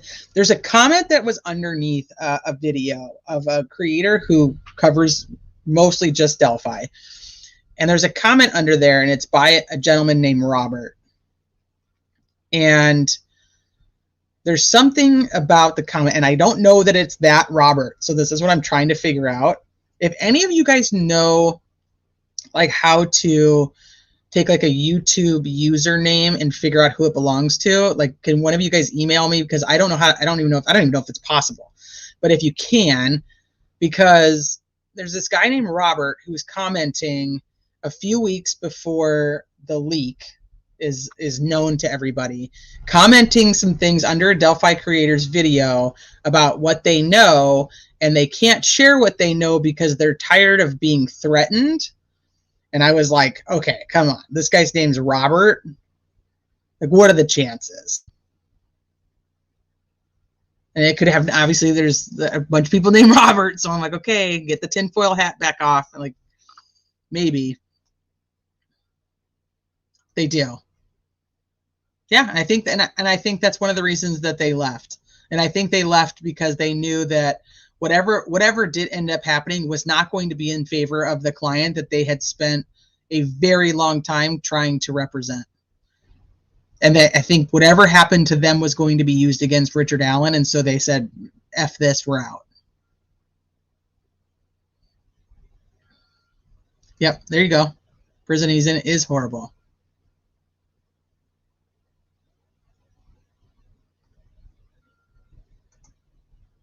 Then change to Westville. It's just not meant for the guy who's waiting to go to trial. Yeah, $500, $500. Then he also has $2,000 that somebody gave him, and another $200 from a ex-reporter who backs Murder Sheet tremendously on every platform. The whole thing's weird. Does not add up to me.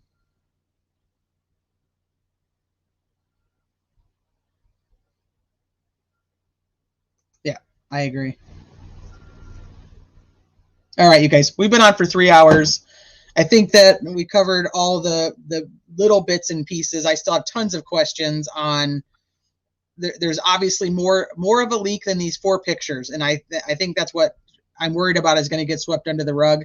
There's more information that's been coming from somebody to Mark, who is out here spreading it around. And I don't know if they're going to even look into who else is giving this dude info. And it's not 4 pictures taken from a computer screen that were given from Mitch to Robert to Mark. There's more. It's more to it. And I hope that it's not just gone and we just never hear about it again. So I appreciate you guys. I know, like I tell you guys all the time, you guys have 1,000 other places you could be, and yet you guys consciously make a choice to come and hang out with me, which is extremely humbling. Let me just tell you that first off. But I appreciate you guys. I have so much gratitude in my heart for each and every one of you who takes the time to just stop in and say hi, especially for the ones of you who actually stick around and contribute and try to make me figure out, help me figure out the pieces of the puzzle.